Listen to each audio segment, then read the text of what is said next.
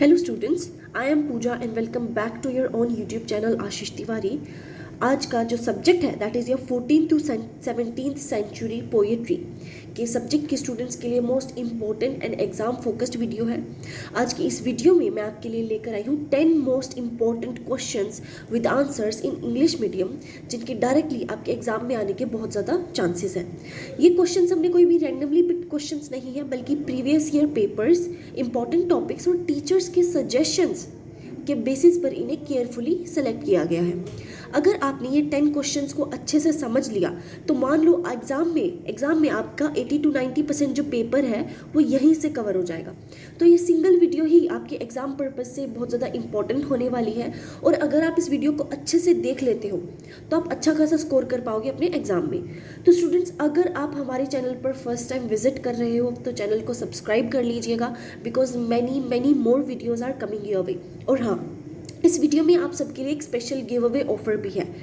वो ये है दैट वीडियो के बीच में मैं कहीं से भी आपसे कुछ क्वेश्चंस पूछने वाली हूँ, तो जो भी स्टूडेंट्स इन क्वेश्चंस का बिल्कुल सही जवाब देगा उन 3 लकी विनर्स को मिलेंगे एब्सोल्युटली फ्री नोट्स। और ये विनर्स निकलते ही इन विनर्स को हम अपने टेलीग्राम और व्हाट्सएप चैनल पर अनाउंस कर देंगे, तो मेक श्योर आप चैनल को सब्सक्राइब कर लो। तो वीडियो को पूरा देखना है, स्किप नहीं करना है, क्योंकि गिव अवे का क्वेश्चन किसी भी मोमेंट पर आ सकता है। और सबसे बेस्ट बात, हमारी लेक्चर्स बिल्कुल फ्री ऑफ कॉस्ट है। ये वीडियो सीरीज़ आपको बिल्कुल 100% फ्री मिल रही है, लेकिन अगर आप इन्हीं लेक्चर्स के वेल ऑर्गेनाइज्ड नोट्स चाहते हो तो उनका पेड वर्जन भी हिंदी और इंग्लिश दोनों मीडियम में अवेलेबल है। तो प्राइस भी स्टूडेंट फ्रेंडली है। डिस्क्रिप्शन में आपको वेबसाइट का लिंक मिल जाएगा, जहाँ से आप डायरेक्टली जाकर नोट्स को परचेज कर सकते हो। तो शुरू करते हैं 10 most important questions of 14th to 17th century poetry. Okay, let's begin. देखो, जैसे मैंने पहले भी आपको बहुत सारी बुक्स के पढ़ाते वक्त बहुत सारे लेसन्स के अंदर मैंने आपको बताया होगा, जब हम इस सब्जेक्ट को कवर कर रहे थे, कि पहले ना 14th to 17th सेंचुरी ये क्या होता था, ये ऐसा दौर था जहाँ पर एक लौता सोर्स ऑफ एंटरटेनमेंट बुक्स हुआ करती थी। अब आप लिटरेरी ले लो, पोएट्री ले लो, उस टाइम पे सिर्फ यही जो है सोर्स ऑफ एंटरटेनमेंट होता था।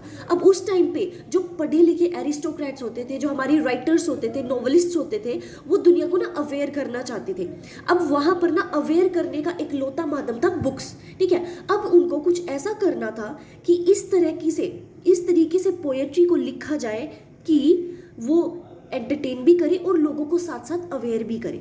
तो उस टाइम पे जितने भी 14 to 17 सेंचुरी की जितनी भी प्रॉब्लम्स थी, ठीक है, जितने भी क्रिटिसिज्म्स थे, वो इन नॉवेल्स के थ्रू जो है हमारे राइटर्स ने एक्सप्रेस किए हैं। जैसे beauty that must die and joy whose hand is ever at the throat of a man, John Donne ने ये लिखा है। जॉन डोन कौन है? हमारे बहुत ही ज़्यादा फेमस और बहुत ही ज़्यादा इंटेलेक्चुअल हमारे राइटर थे, करेक्ट। तो अब हम बहुत सारी क्वेश्चंस के अंदर आप देखेंगे कि उस टाइम पे, जैसे कि अगर वहाँ पर कोई गलत काम हो रहा है, फॉर एग्जांपल वॉर चल रहा है, वर्ल्ड वॉर 1, वर्ल्ड वॉर 2 के बारे में भी डिस्कस करते हैं कई, उसके अंदर मैंने देखा है, ठीक है, लिटरेरी वर्क्स के अंदर, पोएम्स के अंदर डिस्क्राइब किया जाता है। तो बिल्कुल वैसे ही हम यहाँ पर भी बहुत सारी इंस्टेंसेस देखेंगे जहाँ पर 14 to 17 सेंचुरी के अंदर जो चल रहा था वो आपको बहुत सारी इन नॉवेल्स के थ्रू पता लगेगा, ठीक है। First question is Methinketh it accordant to reason, identify the lines and critically comment on the Chaucer's literary portraits. The general prologue, Chaucer deliberately defers the moral judgment to allow characters to present themselves. Discuss with the example. इस question को आगे करने से पहले हम एक बार थोड़ा सा स्टोरी के बारे में, पोएम के बारे में जान लेते हैं। Canterbury Tales, CANTERBURY, Canterbury Tales, जो कि जियोफ्री चॉसर ने लिखा है इस पोएम को, ठीक है। ये जो पोएम है ये मिडिल इंग्लिश के कि दौरान टाइम है, यानी कि 14th सेंचुरी की ये पोएम है। This work is about a group of pilgrims travelling from London to Canterbury. उस टाइम पे जो पिलग्रिम्स होते थे, अब पिलग्रिम कौन होते? देखो, पिलग्रिम वो लोग होते हैं जो किसी ना रिलीजियस जगह पर जाते हैं, भगवान के पास जाते हैं स्पिरिचुअल या फिर वर्शिप के रीज़न के लिए। जैसे हिंदू वैष्णो देवी जाते हैं, क्रिश्चियंस जो है वो जेरूसलम पे जाते हैं, ठीक है। तो उस टाइम पे क्या चल रहा था कि जो पिलग्रिम्स हैं वो ट्रैवल कर रहे थे लंदन से कैंटरबरी के लिए। क्यों विजिट कर रहे थे? To visit the shrine of Saint Thomas Becket. Saint Thomas Becket के उस पे वो जो होता है ना, उसको हिंदी में क्या कहते हैं, कब्र पर जाने के लिए। द जर्नी, ये जो जर्नी है ये स्प्रिंग में बिगिन होती है, जब सावन चल रहा होता है। वो उस टाइम पे ना बहुत सारे लोगों को ट्रैवल करना बहुत अच्छा लगता है, ठीक है। अराउंड 30 लोग थे, 30 पिलग्रिम थे अलग अलग सोशल क्लासेस से, ठीक है, जो कि तरबत में मिले थे साउथवर्क में। ये जो पिलग्रिम्स है इसके अंदर नाइट भी आता है, सिलने वाला, डॉक्टर भी आता है, पंडित भी आता है, मर्चेंट भी आता है, ठीक है। उस टाइम पे बाथ होते थे कुछ, उन तो बाथ वाले की वाइफ भी आती है, मिलर आता है, ठीक है। चौसर जो वो केयरफुली सबकी अपीयरेंस को, बिहेवियर को और पर्सनैलिटी को ना डिस्क्राइब करता है। यहाँ पर हर किसी की पर्सनालिटी को डिफाइन किया गया है, giving a picture of medieval English society. उस टाइम पे इंग्लिश सोसाइटी कैसी हुआ करती थी वो बताते हैं। The owner of the in का INN, इन का जो ओनर है, इन का मतलब होता है एक छोटी सी जगह जहाँ पर ट्रैवलर आकर रहते हैं, खाना खाते हैं, आराम करते हैं, मतलब आप कह सकते हो धर्मशाला, ठीक है। तो जो धर्मशाला का ओनर था उसका नाम था हैरी बेली। वो एक स्टोरी टेलिंग कॉन्टेस्ट रखता है, ठीक है, ताकि जर्नी जो वो और भी ज़्यादा मज़े आ सके। तो हर एक पिलग्रिम को है ना कुछ कहानियाँ बतानी है ट्रिप के दौरान, और जो भी इंसान सबसे बढ़िया कहानी बताएगा उसको जो है फ्री में खाना मिलेगा, ठीक है। अब हर कोई मान जाता है कि चलो भाई करते हैं। जैसे जैसे जर्नी शुरू होती है तो पिलग्रिम जो है अलग अलग तरह की कहानियाँ बताते हैं। कोई रोमांटिक बता रहा है, कोई हंसने वाली बता रहा है, कोई मोरल बता रहा है, एडवेंचर्स वाली बता रहा है। इन स्टोरीज़ की मदद से चौसर जो है वो दोनों चीज़ों को दिखाते हैं, क्या, अच्छी और बुरी क्वालिटीज़ लोगों की, कि किस में कितनी अच्छी और बुरी क्वालिटीज़ है। कुछ कैरेक्टर्स जो है वो ऑनेस्ट है, काइंड है, और कुछ जो है वो ग्रीडी और सेल्फिश है, करप्ट है। ये जो बुक है ये करप्शन दिखाती है किस चीज़ का, चर्च का। कुछ जो रिलीजियस कैरेक्टर्स हैं जैसे कि पार्डोनर एंड द मोंक, जो उनको जो है झूठा बताया गया है और वो सबसे ज़्यादा पैसे और कंफर्ट के अंदर जो है बिलीव करते हैं।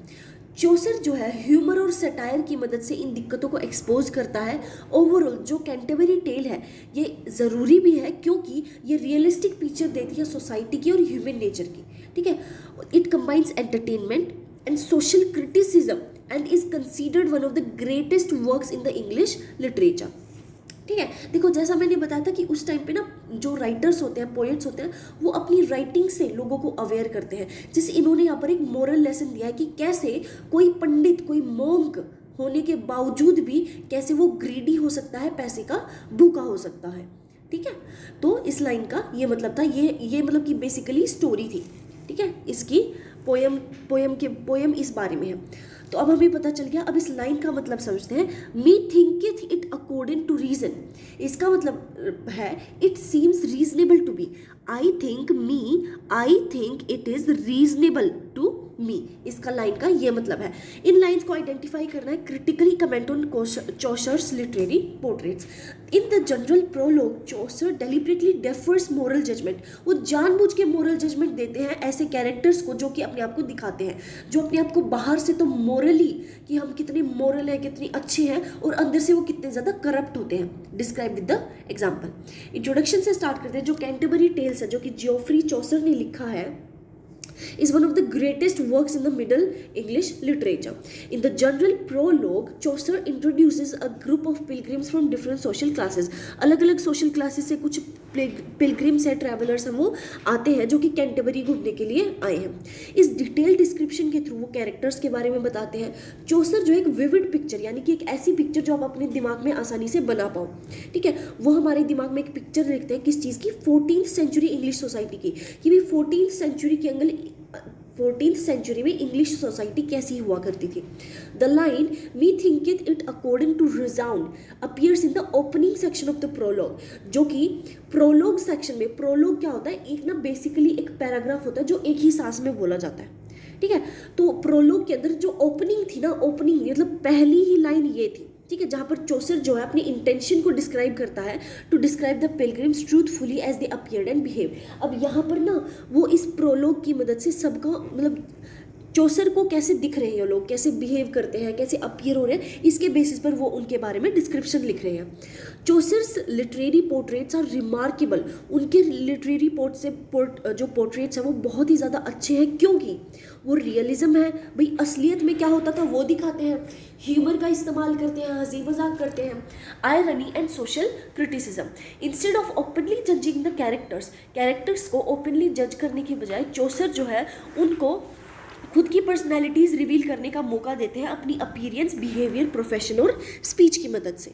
ठीक है, मेन बॉडी पर चलते हैं। Significance of the given lines. The line me thinketh it according to reason, इसका मतलब है कि चौसर जो है वो कंसीडर करते हैं that it is reasonable and proper to describe the pilgrims honestly according to their condition and rank. Chaucer कहते हैं कि भाई मुझे तो ना ठीक लगता है कि एक इंसान को, एक पिलग्रिम को, अगर आपको सच्चाई में उसकी सच्चाई जाननी है तो उनकी कंडीशन देख लो और उनकी रैंक देख लो और कैसे वो उस पर रहकर बिहेव करते हैं। ये जो स्टेटमेंट है, this statement establishes Chaucer's narrative method in the general prologue. General prologue के अंदर उनका नैरेटिव क्या है, वो जो है एक ऑब्जर्वर की तरह एक्ट करते हैं, जो कि बहुत ही ध्यान से उनकी बात सुन रहा है, उनकी क्वालिटीज़ को देख रहा है, हैबिट्स को देख रहा है और किस मैनर से एक एक इंडिविजुअल बिहेव कर रहा है। डायरेक्टली उनको क्रिटिसाइज करने की बजाय वो जो है ही presents details that allows reader to form their own opinion. वो उनको ओपनली क्रिटिसाइज नहीं कर रहा, लेकिन वो कुछ ऐसी डिटेल दे रहा है जिससे सुनने वाला जो है मजबूर हो जाएगा कि ये कहना क्या चाहते हैं। ठीक है, thus Chaucer creates realistic literary portraits that appear natural and lively. वो एक ऐसा रियलिस्टिक पोर्ट्रेट आपके सामने लगते हैं, आपके दिमाग की नज़रों के सामने, कि आपको लगेगा ये तो नेचुरल है और लिवली है, मेरे सामने हो रहा है। Chaucer's literary portraits. Chaucer's portraits are famous for their realism and variety. वो अपनी रियलिज्म और वेराइटी के लिए बहुत ज़्यादा फेमस है। हर एक पिलग्रिम जो है is described with unique physical features. अब हर किसी के यूनिक फिजिकल फीचर्स को बताया गया है, clothing, manner, profession and behaviour. For example, the knight is presented as a noble. Knight को जो है एक नोबल, ब्रेव और हम्बल और ऑनरेबल इंसान बताया गया है। उसकी जो स्माइल है, his smile appearance reflects genuine virtue and dignity. उसकी जो खुशी है, उसकी जो स्माइल है, सिंपल, हिज सिंपल अपीयरेंस, वो सिंपल दिख रहा है तो वहाँ से उसकी एक जेन्युइन वर्चू और डिग्निटी वहाँ से दिखाई देती है। In contrast the monk and the friar are portrayed ironically. ठीक है, अब यहाँ पर उन्होंने लाइट के बारे में बता दिया कि वो सिंपल है लेकिन वो कितना जेन्युइन और अच्छा आदमी है। और यहाँ पर मॉन्क और फ्रायर, अब फ्रायर कौन होता है? देखो, फ्रायर ना एक रिलीजियस आदमी होता है क्रिश्चियनिटी के अंदर, जो कि एक सिंपल ज़िंदगी जीता है और गरीब लोगों की या फिर ऑर्डिनरी इंसानों की मदद करता है। ठीक है, बेसिकली आप उसको जो है धर्म गुरु कह सकते हैं। तो मॉन्क और जो फ्रायर है उनको आयरोनिकली उसने जो है शो किया है। ऑल दो वो एक रिलीजियस इंस्टीट्यूशन से, यानी कि भगवान जी इन चीज़ों में बहुत ही ज़्यादा संन्यास वो उन्होंने ले रखा है। वो लग्जरी को एंजॉय करते हैं, वेल्थ को, पैसे को and worldly pleasures instead of spiritual duties. अब क्योंकि वो संत है तो उनको तो स्पिरिचुअल ड्यूटीज़ में ध्यान देना चाहिए, लेकिन वो ध्यान किस में दे रहे हैं? लग्जरी, वेल्थ और वर्ल्डली प्लेजर के अंदर। चौसर उनको ओपनली कंडेम नहीं करते, उनको ओपनली नहीं कहते कि ये आप क्या कर रहे हैं, ये गलत चीज़ें, नहीं, but his descriptions expose their hypocrisy. लेकिन उन्होंने जिस तरीके से उसको डिस्क्राइब किया है, उस फ्रायर को और मॉन्क को, वो उनकी हिपोक्रेसी शो करता है। Similarly the wife of bath is confident, experience, independent and outspoken. जो बाथ की बीवी है, ठीक है, वो कॉन्फिडेंट है, एक्सपीरियंस्ड है, इंडिपेंडेंट है, आउटस्पोकन है। थ्रू हर पोर्ट्रेट की मदद से Chaucer presents the changing role of women in medieval society. Medieval society के अंदर वुमेन का रोल कैसे चेंज हो रहा है, वो चीज़ ये रिप्रेजेंट करते हैं।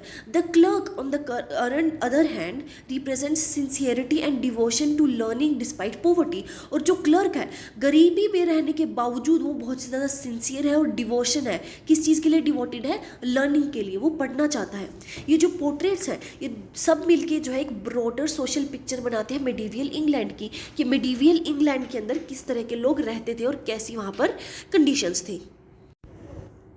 Use of irony and humour, one of Chaucer's greatest strength. Chaucer की जो सबसे बड़ी जो स्ट्रेंथ थी is his use of irony and humour, कि कैसे वो आयरनी। अब देखो, आयरनी का मतलब क्या होता है? देखो, आयरनी का मतलब होता है मतलब कि एक सिचुएशन के अंदर जो हो रहा है उससे बिल्कुल अलग मीनिंग होना, ठीक है। जैसे कि बंदर क्या जाने अदरक का स्वाद।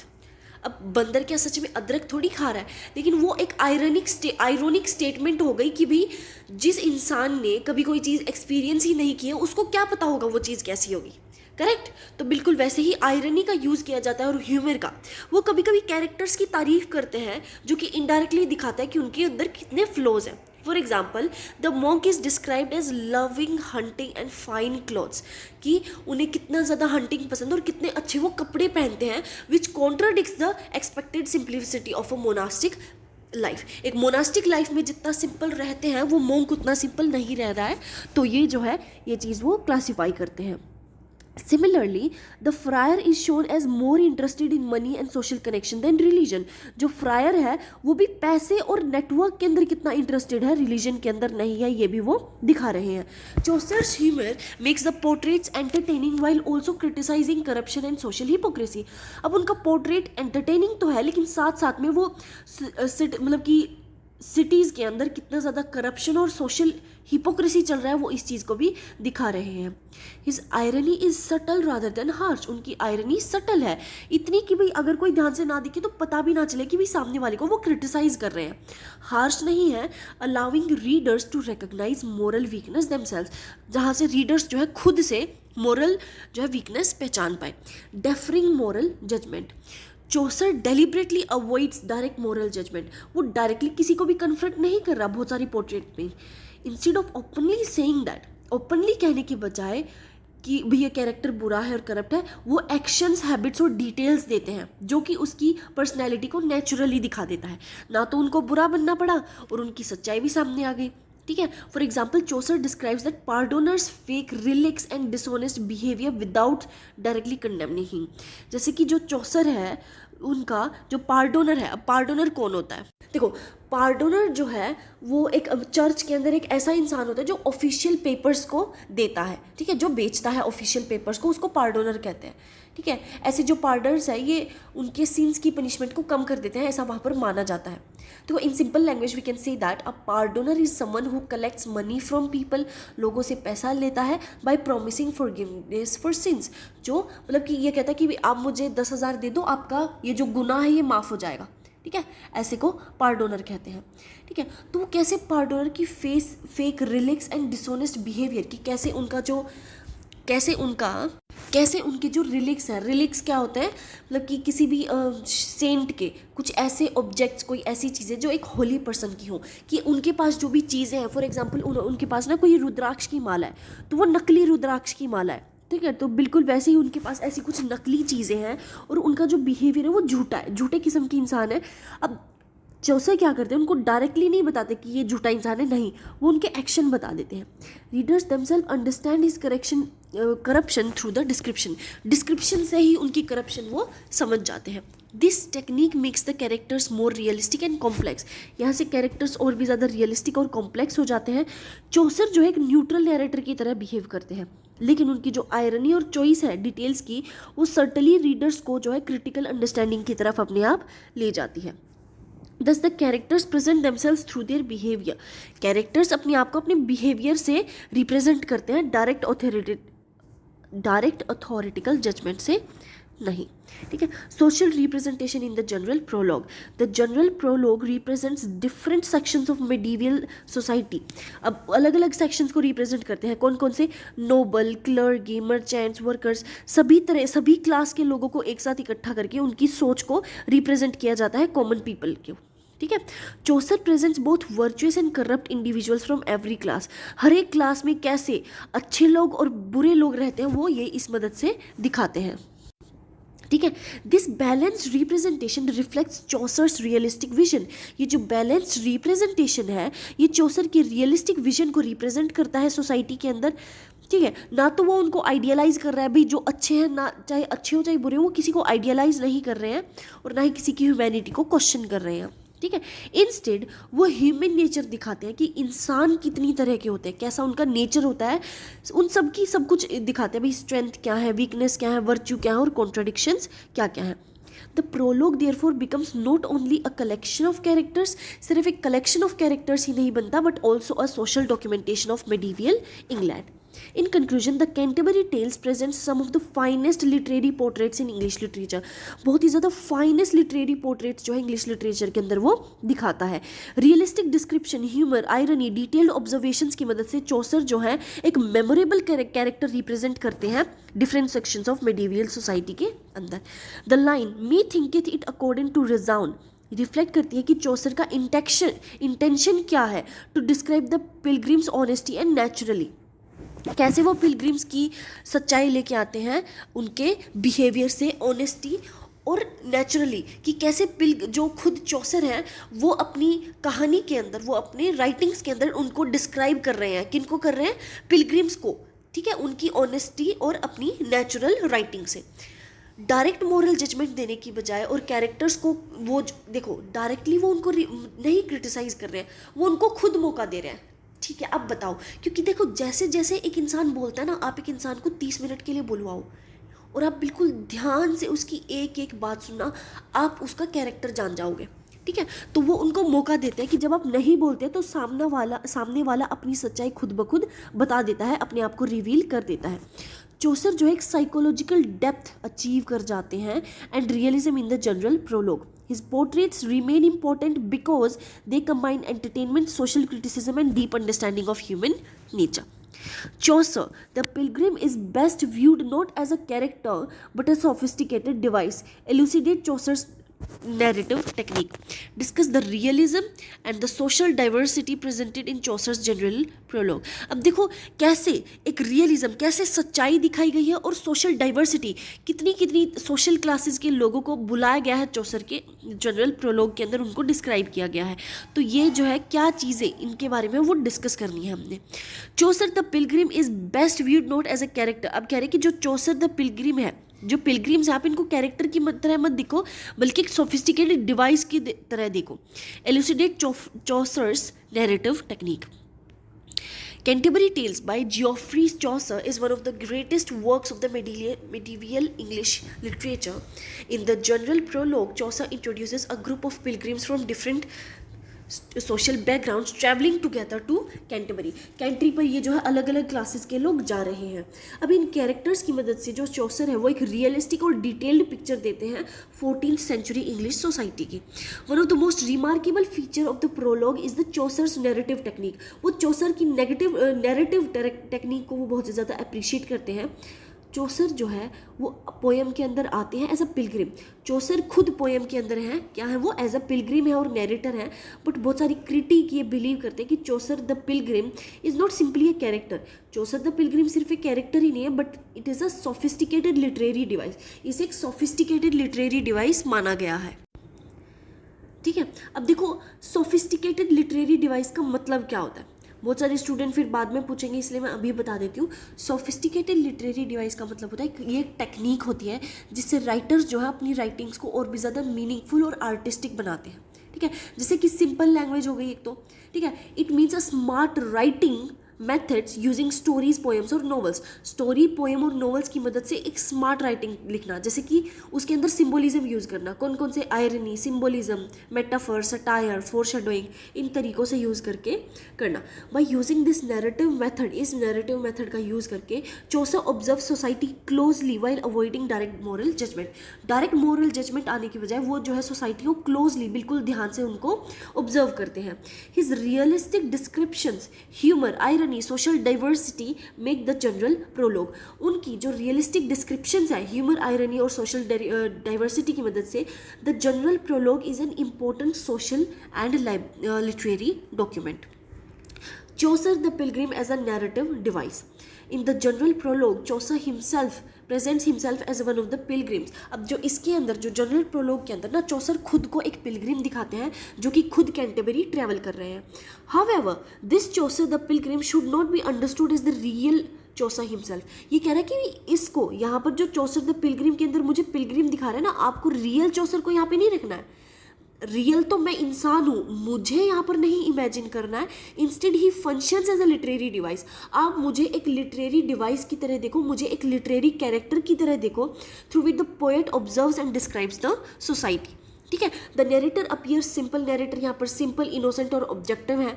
ही often pretends not to notice the faults of his character directly, वो कभी कभी जानबूझ के खुद के कैरेक्टर के फॉल्ट्स को नहीं देखते हैं, but his description subtly exposes their weakness and hypocrisy, लेकिन उनका जो डिस्क्रिप्शन है उसके अंदर कहीं ना कहीं सबकी कमियां और हिपोक्रेसी आ ही जाती है, लेकिन वो बहुत ही ज़्यादा सॉफ्ट तरीके से।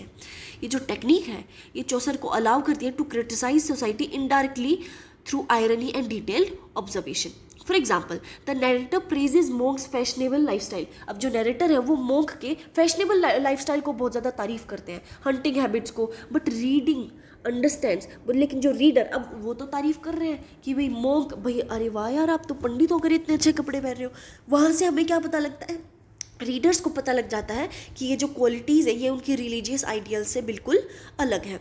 दस Chaucer uses the narrator's apparent innocence to create humour and social criticism. अब जो चौसर है वो नैरेटर की अपेरेंट इनोसेंस को इस्तेमाल करते हैं ह्यूमर और सोशल क्रिटिसिज्म के लिए। Chaucer's narrative technique, Chaucer's narrative technique combines realism, irony, humour and detailed observation, इन सबको जो है वो कंबाइन कर रही है। He carefully describes each pilgrim's appearance, dress, behaviour, profession and manner. वो केयरफुली, बिल्कुल ध्यान से हर एक पिलग्रिम के ड्रेस, अपीयरेंस, बिहेवियर और प्रोफेशन, मैनर को जो है डिस्क्राइब कर रहे हैं। उनको ओपनली क्रिटिसाइज करने की बजाय चौसर जो है छोटी छोटी डिटेल्स पे भी ध्यान देते हैं और बताते हैं रीडर्स को कि भाई आप अपने ओपिनियन से बताओ। भाई मैंने तो उस छोटी से छोटी डिटेल एक इंसान के बारे में बता दी, अब उस डिटेल को समझकर आप क्या समझते हो, आप अपना ओपिनियन बताओ। ये जो इनडायरेक्ट मेथड है ये साइकोलॉजिकल डेप्थ और रियलिज्म को प्रमोट करता है। Chaucer also uses dramatic irony, dramatic irony का भी वो इस्तेमाल करते हैं। Often the narrator seems to admire certain characters, बीच बीच में हम देखेंगे कि जो नैरेटर है ना वो बीच बीच में बहुत सारी कैरेक्टर्स को एडमायर करता है, but readers recognise their moral corruption. लेकिन अब वो नैरेटर दिखा रहा है कि वो इनको एडमायर करता है, लेकिन असलियत में रीडर उनके पीछे का जो करप्शन है वो समझ गए। For example, the pardoner appears realistic. अब जो पार्डोनर है वो रिलीजियस दिखाई दे रहा है बाहर से, लेकिन उसकी जो झूठ बोलने की आदत है, his dishonest practice becomes clear through the Chaucer's subtle description. The conversational and lively style of narration makes the portraits vivid and memorable. जो conversational style है, lively style है narrator का, वो इस portrait को vivid और memorable बना देता है। चौसर्स बैलेंस टोन, उनकी जो बैलेंस टोन है वो उनकी मदद करती है एंटरटेनमेंट और सीरियस सोशल क्रिटिसिज्म को एक जगह पर रिप्रेजेंट करने में। Realism in the general prologue, एक जो सबसे बड़ी अचीवमेंट है जनरल प्रोलोग की वो है रियलिज्म। चौसर जो है हर एक कैरेक्टर को एक ऑर्डिनरी इंसान बनाते हैं जिसके अंदर वर्च्यूज़ भी हैं और फ्लॉज भी हैं, अच्छाई भी है और बुराई भी है। नाइट जो है एक नोबल और ऑनरेबल इंसान है। क्लर्क सिंसियर डिवोटेड है जो कि गरीब होने के बावजूद पढ़ना चाहता है, सीखना चाहता है। इन कॉन्ट्रास्ट उसके बदले में जो फ्रायर और मोंक है, पार्डनर है, ये करप्शन, हिपोक्रेसी जो है चर्च के अंदर जो हो रही है उसको रिप्रेजेंट करते हैं। ये याद रख लेना, फ्रायर, मोंक और पार्डनर जो है हिपोक्रेसी और जो है करप्शन को रिप्रेजेंट करते हैं। Chaucer's realistic ideals make the characters appear alive. अब जो चौसर इतनी जो डिटेल देते हैं ना, रियलिस्टिक डिटेल, उनसे ऐसा लगता है कि जो कैरेक्टर्स है ना वो सच में जिंदा है और बिलीवेबल है। उनका बोलने का तरीका, कपड़े, हैबिट, प्रोफेशन रिफ्लेक्ट करते हैं the actual condition of the medieval English society. Unlike idealised medieval literature, Chaucer focuses on real human behaviour and social life.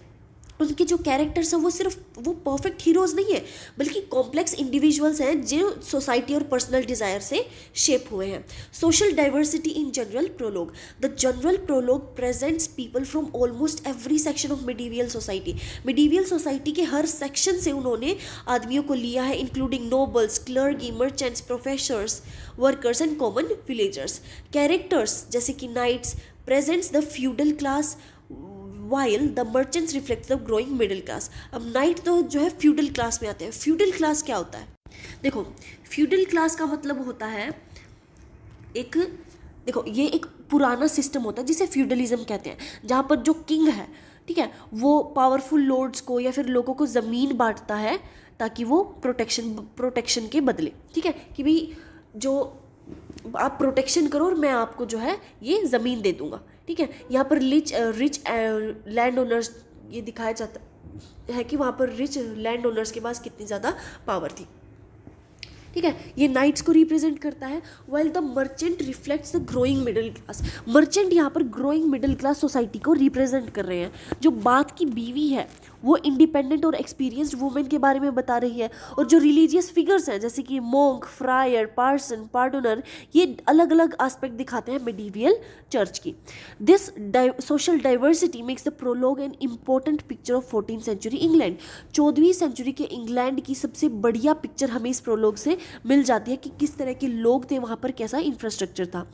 चौसर जो है अच्छी और करप्ट इंडिविजुअल की दोनों पर्सनैलिटी जो है वो बताते हैं हर एक क्लास के अंदर, showing that morality depends more on personal character than social position.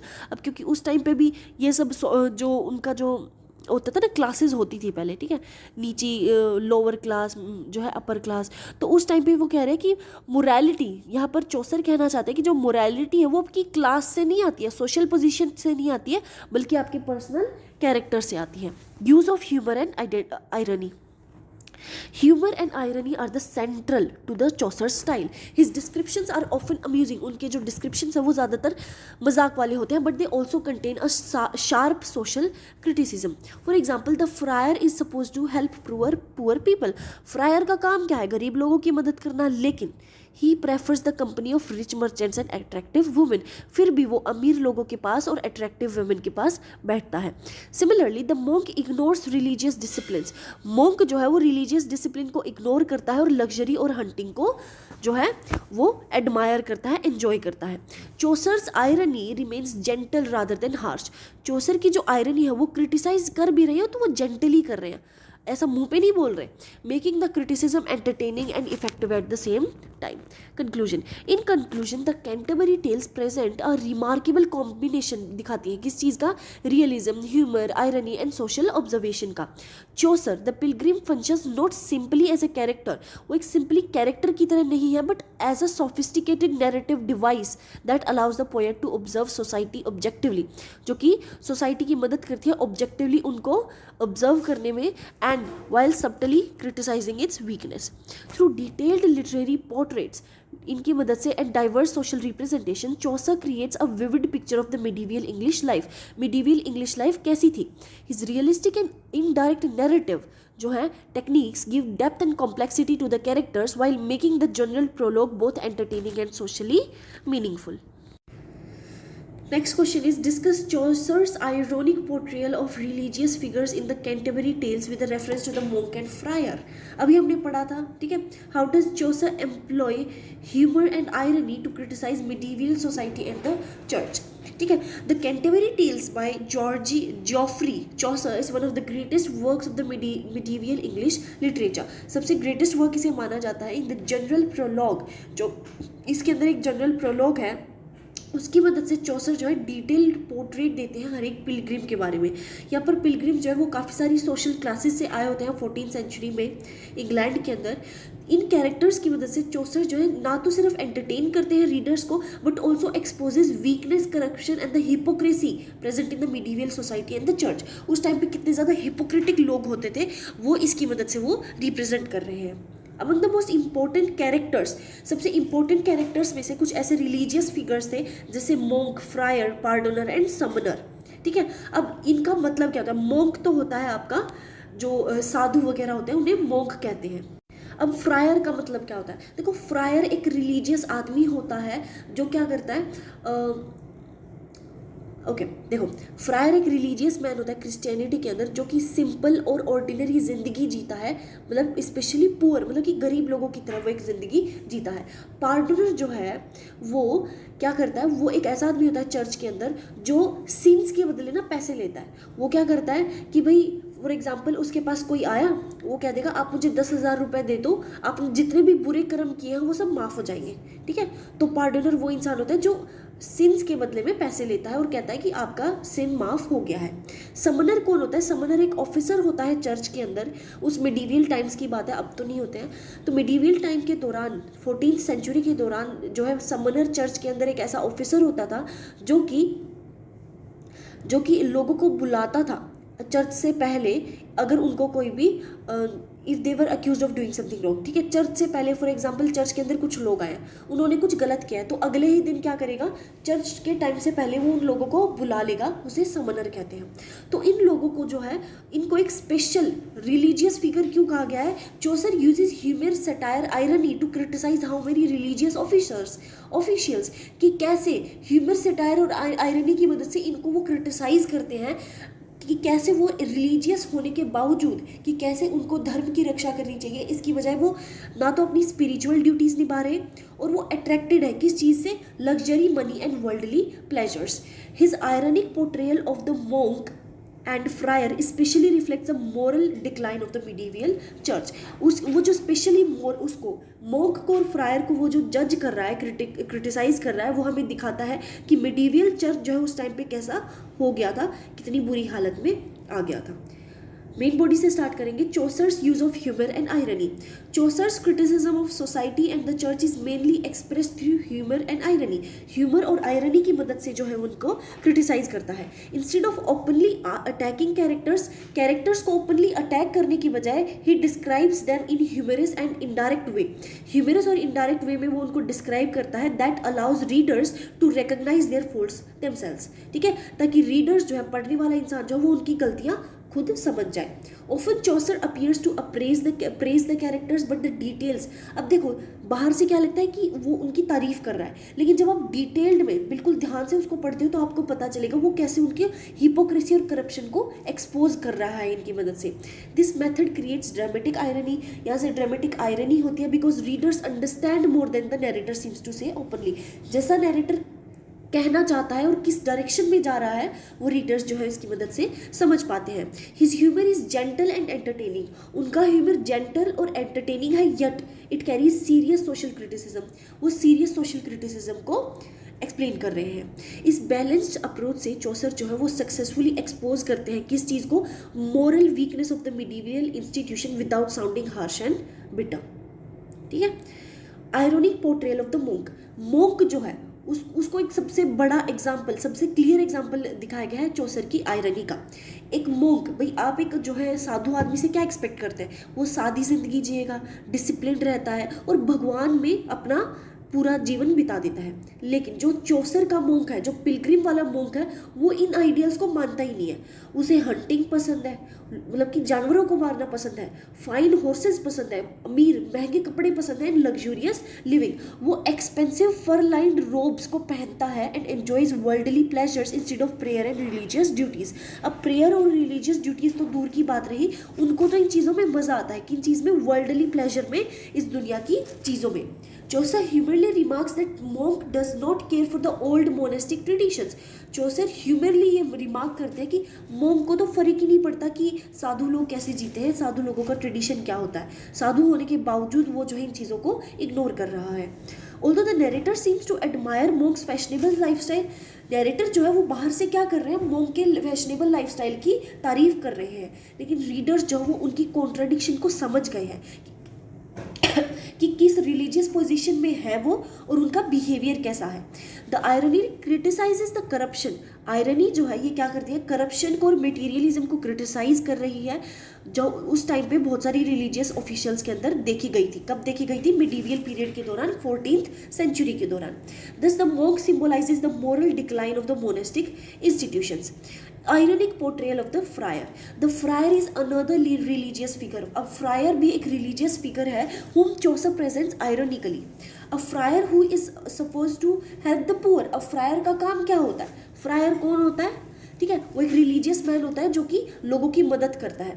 Fryer का काम होता है लोगों की मदद करना, ठीक है। अब उसको वो क्या करते हैं? अब फ्रायर वो suppose to help the poor, live modestly and devote himself to the spiritual service. मतलब कि भगवान के ध्यान में रहे, लोगों की मदद करे, मॉडेस्टली रहे, बिल्कुल सादे जीवन जिए। हावेवर जो चौसर्स का फ्रायर है वो पैसे, सोशल कनेक्शन और प्लेजर के अंदर ज़्यादा इंटरेस्टेड है। द फ्रायर अवॉइड्स पुअर, गरीब और सिक लोगों से, गरीब और बीमार लोगों से तो वो दूर रहता है और अमीर और अट्रैक्टिव वुमेन के साथ रहना पसंद करता है, अमीर आदमियों के साथ रहना पसंद करता है। उसे जो है उसके अंदर ना बहुत बड़ी स्किल है। क्या स्किल है? पैसा इकट्ठा करने की, पैसा मांगने की, and giving easy confessions in exchange for the payment, और पेमेंट के बदले वो आसान आसान से कन्फेशंस वो दे देता था। चौसर ह्यूमरसली डिस्क्राइब्स द फ्रायर। अब ह्यूमरसली वो मजाक मजाक में फ्रायर को क्या कहते हैं? चीयरफुल और सोशली एक्टिव पर्सन कहते हैं। लेकिन ये जो क्वालिटीज़ हैं ये उसका actual lack of true religious sincerity दिखाती है कि कैसे वो सच में भगवान का दिखावा करता है कि मैं भगवान का आदमी हूँ, एटलीस्ट वो मोंक नहीं है। इंस्टेड ऑफ स्पिरिचुअल डिवोशन, अब स्पिरिचुअली डिवोट होने के बावजूद वो जो है पर्सनल कंफर्ट और फाइनेंशियल गेन की तरफ आकर्षित है। थ्रू आयरनी की मदद से चौसर जो वो एक्सपोज करते हैं कि कैसे रिलीजियस ऑफिसेज को भी ऑफन जो है पर्सनल बेनिफिट के लिए यूज़ किया जाता था, जेन्युइन सर्विस के लिए नहीं। Criticism of the medieval church, in characters की मदद से जैसे कि मोंक, फ्रायर, चौसर जो है वो क्रिटिसाइज करते हैं करप्शन को और हिपोक्रेसी को मिडीवियल चर्च के अंदर। क्योंकि देखो मिडीवियल चर्च को इतना ज़्यादा इंपॉर्टेंस क्यों दिया गया है? क्योंकि मिडीवियल चर्च जो है उस टाइम पे एक बहुत ही बड़ा जो एक तरीके से कह सकते हैं, क्योंकि देखो ये बहुत सारी चीज़ों को ना इन्फ्लुएंस करता था। उस टाइम का जो चर्च होता था, रिलीजियस गाइडेंस लोग वहाँ से लेने के लिए जाते थे। कभी कभी लोगों को प्रॉब्लम्स होती थी, कॉन्फ्लिक्ट होते थे, तो उसके लिए भी वो चर्च ही जाते थे। कोर्ट वगैरह तो बहुत बड़ी चीज़ों के लिए था और उस टाइम पे इतना फेमस भी नहीं था। उस टाइम पे चर्च को ही सब कुछ मानते थे। पढ़ाई करनी है, लाइब्रेरीज जो है वो चर्च कंट्रोल करता था। पॉलिटिकल लीडर्स, चर्च लीडर्स जो है वो बहुत बड़ी इन्फ्लुएंस थी उनके किंग और गवर्नमेंट्स के ऊपर इनकी चर्च की। सोशल सपोर्ट, चर्च और जो मोनेस्ट्रीज हैं वो गरीब और सिख लोगों को, ट्रैवलर्स को जो है मदद करते थे। कंट्रोल ओवर सोसाइटी, जो चर्च है वो वही रूल बनाता था, शादी के रूल्स, फेस्टिवल के रूल्स, डेली बिहेवियर कैसे होने चाहिए। इकोनॉमिक पावर, चर्च जो है बहुत बड़ी, उनके पास बहुत ज़्यादा लैंड होती थी और वो टैक्सेस भी कलेक्ट करते थे जिन्हें टिथीज कहते हैं। तो उस टाइम पे अब चर्च को ना एक गवर्नमेंट ही कह लो, क्योंकि वही एक सबसे बड़ा मेन रोल प्रेजेंट करता है। तो उस टाइम पे वो इन चीज़ों को क्यों इन चीज़ों को क्यों हमारा ऑथर इतना क्रिटिसाइज कर रहा है? क्योंकि उस टाइम के गवर्नमेंटल सिस्टम को वो रिप्रेजेंट कर रहा है। क्यों? क्योंकि बेसिकली सारी चीज़ें चर्च के हाथ में ही थी। ठीक है, तो बहुत सारी जो चर्च ऑफिशियल्स थे वो स्पिरिचुअल रिस्पॉन्सिबिलिटीज़ को तो छोड़ो, उनको तो भूल ही गए हैं, लेकिन वो ग्रीडी, लग्जरी और इमोरल बिहेवियर को रिप्रेजेंट करते हैं, इमोरल बिहेवियर वो करते हैं। चौसर दिखाते हैं कि जो रिलीजियस इंस्टीट्यूशंस हैं which were expected to guide society morally, जिनका काम था सोसाइटी को एक सही राह पर लेके जाना, अच्छी शिक्षा देना, वो खुद एक करप्टेड बन गए थे वर्ल्डली डिज़ायर्स से। ठीक है, खुद दुनिया की वो क्या कहते हैं उसको, इच्छाएं, वो जो दुनिया की इच्छाएं हैं, पैसा, गाड़ी, घर, ये सब, इन सब में वो खुद एक करप्टेड इंसान बन गए थे। ये जो कॉन्ट्रास्ट है, रिलीजियस आइडियल्स कैसे होनी चाहिए और एक्चुअल बिहेवियर कैसा है उन रिलीजियस आइडियल्स के लोगों का, वो एक आयरनी के थ्रू रिप्रेजेंट करते हैं जिन्हें जनरल प्रोलॉग के अंदर। However Chaucer's criticism remains balance, Chaucer का जो क्रिटिसिज्म है वो बैलेंस्ड रहता है। ठीक है, क्योंकि वो अच्छे रिलीजियस फिगर्स को भी दिखाता है, जैसे पार्सन है जो कि सच में ऑनेस्टली अपनी ड्यूटीज़ को परफॉर्म करता है और एक सिंपल जिंदगी जीता है। ये जो बैलेंस है ये चौसर के सोशल क्रिटिसिज्म को रियलिस्टिक और इफेक्टिव बताता है। Social satire and realism, Chaucer's humour and irony are not limited to the church, वो सिर्फ चर्च को के लिए ही नहीं यूज़ करता है बल्कि और भी पिलग्रिम्स के लिए, जैसे कि he presents a broad satire of medieval society including nobles, merchants, professionals and common people. अब वो इन लोगों के लिए भी अपनी है ना क्रिटिसाइज करता है, उनके बारे में भी कुछ ना कुछ लिखता है। हिज रियलिस्टिक डिस्क्रिप्शंस, उनके जो सच्चाई वाले डिस्क्रिप्शंस हैं वो कैरेक्टर्स को नेचुरल और बिलीवेबल जो है दिखाते हैं। इंस्टेड ऑफ आइडियलाइज्ड हीरोज दिखाने की बजाय चौसर जो है ऑर्डिनरी इंसान की स्ट्रेंथ भी दिखाते हैं कि क्या कितनी उनकी स्ट्रेंथ है और क्या उनकी वीकनेसेस है। Thus the general prologue becomes both, दोनों चीज़ें बन जाता है, क्या क्या, लिटरेरी मास्टरपीस भी and a realistic social document of the medieval England. Conclusion पर चलते हैं। The Canterbury Tales uses humour, irony and realistic description to criticise the corruption and hypocrisy of the medieval society. ठीक है, through the ironic portrayal of the monk and friar, इनकी ironic portrayal से church जो Chaucer है वो expose करते हैं कि how many religious officials abundant, कि कितने जो रिलीजियस ऑफिशियल्स थे उन्होंने स्पिरिचुअल आइडियल्स को तो पीछे छोड़ दिया वेल्थ, लग्जरी और पर्सनल प्लेजर के लिए। Chaucer's indirect and humorous style makes his criticism effective, अब उनका जो स्टाइल है वो उनके क्रिटिसिज्म को effective as well as entertaining बना देता है। This balanced portrayal of society ये जो बैलेंस पोर्ट्रियल है सोसाइटी का, it includes both the good and the corrupt individuals, reflecting the deep understanding of human nature and medieval life. ठीक है, ultimately the general prologue वो एक बहुत ही ज़्यादा इंपॉर्टेंट लिटरेरी वर्क रहता है, क्योंकि ये रियलिस्टिक है, सोशल सटायर है और एक टाइमलेस इंसाइट है ह्यूमन बिहेवियर का, क्योंकि आज भी ऐसे लोग आप देख सकते हैं। ठीक है, the pardoner's tale is based on the paradox that pardoners condemns avarice while himself being greedy. Discuss. अब देखते हैं ये स्टेटमेंट कहना क्या चाहती है। The pardoner's tale is based on the paradox that pardoners condemn avarice while himself being greedy. ये क्या कहना चाहता है कि जो पार्डोनर है वो लोगों को कहता है कि लालच बुरी चीज़ है, लालच बुरी बला है, लेकिन खुद वो लालची है, खुद पैसे को चाहता है। तो हमें ये in context to the Chaucer's the pardoner's tale we have to discuss it. ठीक है, next is how does Chaucer expose corruption in the medieval church through the characters of pardoner. Pardoner की मदद से कैसे वो चर्च का जो corruption है वो दिखाते हैं, वो हमें डिस्कस करना है। ऑलरेडी हम काफ़ी बार कर चुके हैं, लेकिन एक बार और सही। The pardoner's tale by Geoffrey Chaucer is one of the most powerful and ironic tales in the Canterbury Tales. जो टेल है it is presented by pardoner, a corrupt church officials जो फेक रिलिक्स और pardons को बेचता है innocent people को in order to earn money, पैसे कमाने के लिए। देखो ये वही इंसान है जो चर्च में बैठता है और लोग आकर कहते हैं कि सर हमने ना कल एक छोटी सी चोरी कर ली। ठीक है, तो वो क्या कहेगा, 5,000 रुपये दो, तुम्हारी चोरी माफ़। तो इनोसेंट लोगों से पैसा हड़पता है। ठीक है, और करप्ट चर्च ऑफिशियल है जो कि ऐसा गलत काम करता है। पार्डोनर के कैरेक्टर की मदद से जो चौसर है वो हिपोक्रेसी, ग्रीड और मोरल करप्शन को जो है प्रेजेंट कर रहे हैं कि उस टाइम पे मिडीवियल चर्च के अंदर कैसा कैसा काम होता था। The central irony of the tale lies in the fact that the pardoner strongly condemns greed. अब जो सबसे बड़ी आयरनी ये है कि जो पार्डोनर है वो खुद कंडेम करता है ग्रीड को, कि लालच नहीं होना चाहिए, और खुद ही ग्रीडी है, खुद ही लालची है। ठीक है, तो और झूठा है। This contradiction creates a powerful paradox. ये एक बहुत ही ज़्यादा पावरफुल पैराडॉक्स को जो है क्रिएट कर रहा है। ठीक है, पैराडॉक्स का यहाँ पे क्या मतलब है? देखो, पैराडॉक्स का मतलब होता है एक ऐसी स्टेटमेंट या सिचुएशन जो दिखने में तो कंफ्यूजिंग लगे और उल्टी लगे कि नहीं यार ऐसा तो कैसे होता होगा, लेकिन उसके अंदर सच में सच्चाई छुपी हो। ठीक है, तो ये जो स्टेटमेंट है इसके अंदर सच्चाई है। वो खुद इतना बड़ा लालची है pardoner, and becomes the church major tool for criticising religious corruption and the hypocrisy in the medieval society. Pardoner's character. Pardoner is one of the most corrupt religious figures in the Canterbury Tales.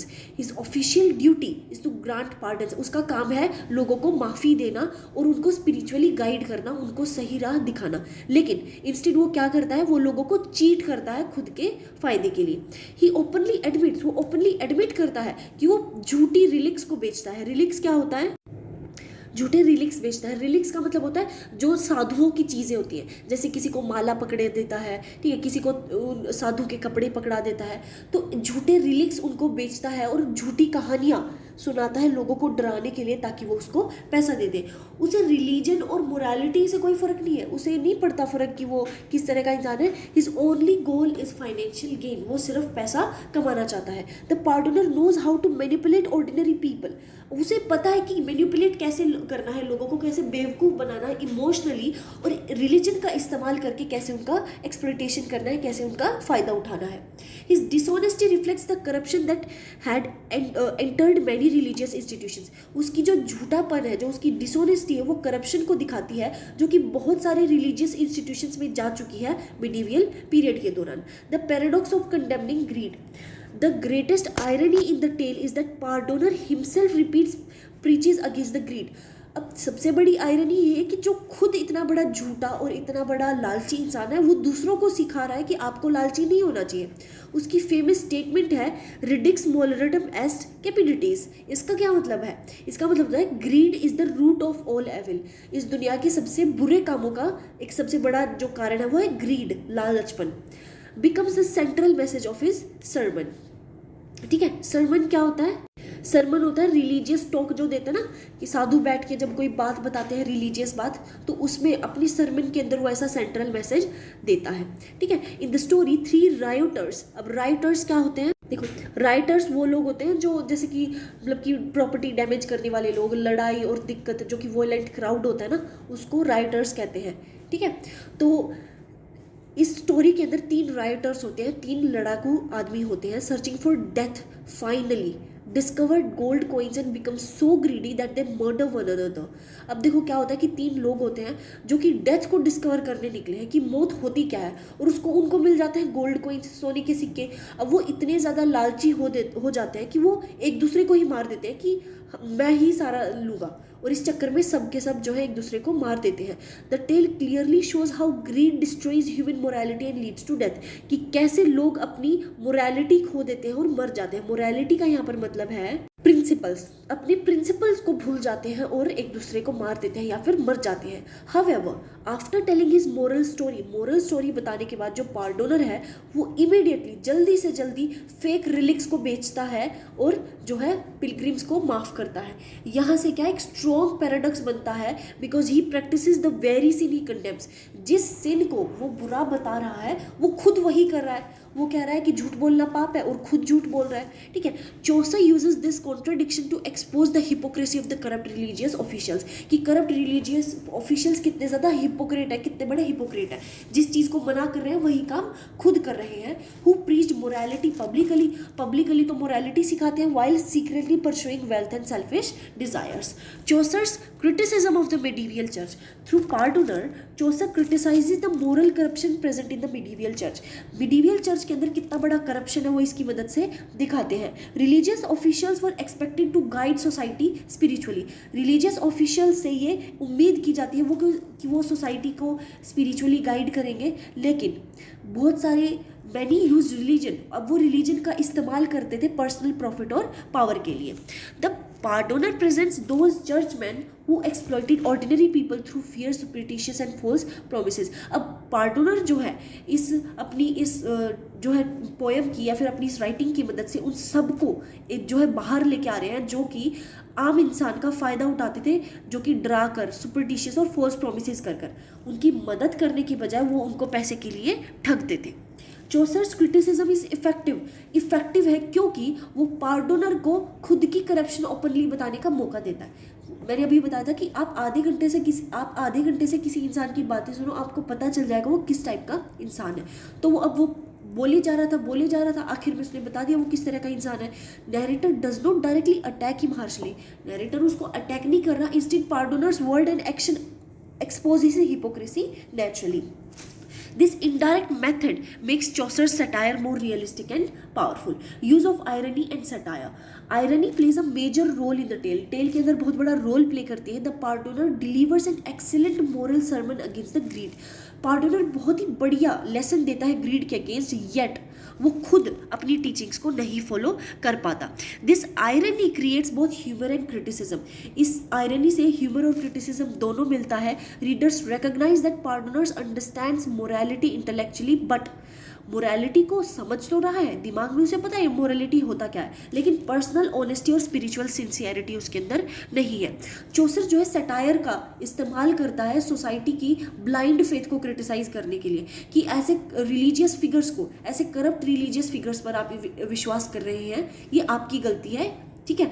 बहुत सारी जो many ordinary people trust the pardoner, वो जो बहुत सारे आम लोग हैं वो पार्डोनर पर विश्वास कर रहे हैं बिना उसके एक्शंस को देखे, ठीक है। शोइंग हाउ इजीली रिलीजन कुछ भी मिस यूज, कि कितनी आसानी से रिलीजन का, आपके धर्म का फ़ायदा उठाया जा सकता है आपको गलत राह पर चलाने के लिए या फिर खुद का फ़ायदा उठाने के लिए। Thus the tale becomes both moral story and the social criticism of the religious corruption. Moral and social significance of the tale. Despite the pardoner's corruption, pardoner corruption के बावजूद the moral lesson of the tale remains true. Greed does destroy human relationships. Greed सच में लोगों की जो relationships है उनको खराब कर देती है। Morality as shown through the death of 3 rioters. This creates another interesting complexity in the tale. एक और इंटरेस्टिंग कॉम्प्लेक्सिटी लेके आती है टेल के अंदर। A corrupt person can still speak truth. एक करप्ट इंसान सच बोलता है even if he does not follow it personally. अच्छी और सच्ची बातें बोल रहा है चाहे खुद उन पे चलता हो या नहीं चलता हो। Chaucer therefore separates moral truth from the character of the speaker. अब जो चौसर है वो मोरल ट्रूथ को कैरेक्टर जो स्पीकर है उनसे अलग कर देता है। ठीक है। The tale also reflects broader social concerns about hypocrisy, broader social concerns को भी वो हाईलाइट करते हैं, जैसे कि hypocrisy, materialism, misuse of religion authority in the medieval society. Conclusion, the pardoner's tale is based on the powerful paradox that pardoner condemns greed, वो greed को condemn कर रहा है, ग्रीड के खिलाफ है, बल्कि खुद ही ग्रीडी है, ठीक है। थ्रू हिज कॉन्ट्रडिक्शन, इस कॉन्ट्रडिक्शन की मदद से Geoffrey Chaucer exposes the hypocrisy and corruption present in the medieval church. The pardoner's dishonest, जो पार्डोनर का झूठा बिहेवियर है, फेक रिलिक्स है, and the manipulation of religion reveal how spiritual authority was often misuse for personal profit, personal profit के लिए कैसे उसको authority को मिसयूज किया जाता था। At the same time the tale effectively shows the destructive nature, जो टेल है वो डिस्ट्रक्टिव नेचर दिखाती है, किसका, ग्रीड का, through the story of three rioters. Through irony, humour and satire, Chaucer creates a memorable criticism of both individual hypocrisy and the institutional corruption in the medieval society. ठीक है। Okay, moving on to the next question. For God's sake, hold your tongue and let me love. Analyze how this dramatic opening reflects the metaphysical poetry. Discuss the dramatic opening in the conversational style as important feature of the Don's metaphysical poetry. सबसे पहले हम poem के बारे में थोड़ा जान लेते हैं। देखो, इस जो है इस पोएम का नाम है, ठीक है, इस पोएम का नाम है द कैनोनाइजेशन, और ये जॉन डोन की पोएम है। जॉन डोन एक बहुत ही ज़्यादा फेमस उस टाइम के राइटर थे, ठीक है, मिडिवियल पीरियड के। तो ये जो है ये पोएम जो है कैनोनाइजेशन, ये मेटाफिजिकल लव पोएम है। मेटाफिजिकल लव पोएम का क्या मतलब होता है? देखो, मेटाफिजिकल लव पोएम का मतलब होता है एक ऐसी पोएम जो कि लव के बारे में बात करती है डीप, थॉटफुल और इंटेलिजेंट वे में, ठीक है, जैसे कि क्लेवर आइडियाज़, इमेजिनेशन, ठीक है, तो इनके बारे में बात करना। अब जो है ये जो एक मेटाफिजिकल लव पोएम है, जिसके अंदर पोएट जो है अपने प्यार को, अपने लव इंटरेस्ट को डिफेंड करता है लोगों से जो उसको क्रिटिसाइज कर रहे हैं।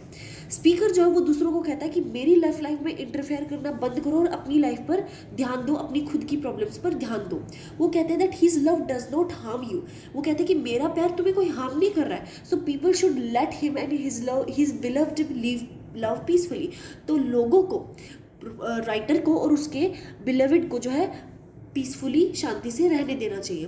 तो poet compares their deep and pure love to religious sainthood, poet जो है उनकी डीप और प्योर लव को रिलीजियस सेंटहुड से कंपेयर करता है। वो कहता है कि उनके मरने के बाद लोग जो हैं उनके प्यार को याद रखेंगे और एडमायर करेंगे, इतना ज़्यादा एडमायर करेंगे कि वो हमें सेंट्स ऑफ लव कहेंगे, ठीक है, प्यार के साधु। This idea of turning lovers into saint is called canonization. जब किसी लवर को सेंट के अंदर, एक लवर को एक सेंट के अंदर जब ट्रांसफर जो है उन लोगों को टर्न कर देते हैं, बदल देते हैं, तो उसे कैनोनाइजेशन कहते हैं। पोएम जो है ये the power of true love represent कर रही है, sacrifice and the devotion in love and the correction between earthly and spiritual love, कि ज़मीन पर जो प्यार करते हैं और जो ऊपर जो भगवान से करते हैं उनमें कितना ज़्यादा कनेक्शन है, ठीक है। जॉन डोन जो है इसके अंदर क्लेवर आर्ग्यूमेंट्स, विट और अनयूजुअल कंपैरिजंस को जो है यूज़ करते हैं, और जहाँ पर अपने इंपॉर्टेंट फीचर्स दिखाते हैं मेटाफिजिकल पोएट्री का। तो ये कहते हैं for God sake hold your tongue and let me love. ये पोएट जो है सोसाइटी को कह रहे हैं, उन लोगों को कह रहे हैं जो उनको क्रिटिसाइज कर रहे हैं। तो हमें ड्रामेटिक ओपनिंग जो है इसकी दिख रही है, ठीक है। Discuss the dramatic opening and the conversation style as the important feature of the Donne's metaphysical poetry. ठीक है, चलो स्टार्ट करते हैं। The canonization by John Donne is one of the finest example of metaphysical poetry in the English literature. English literature की सबसे ज़्यादा metaphysical poetry का एक सबसे अच्छा एग्जाम्पल है ये।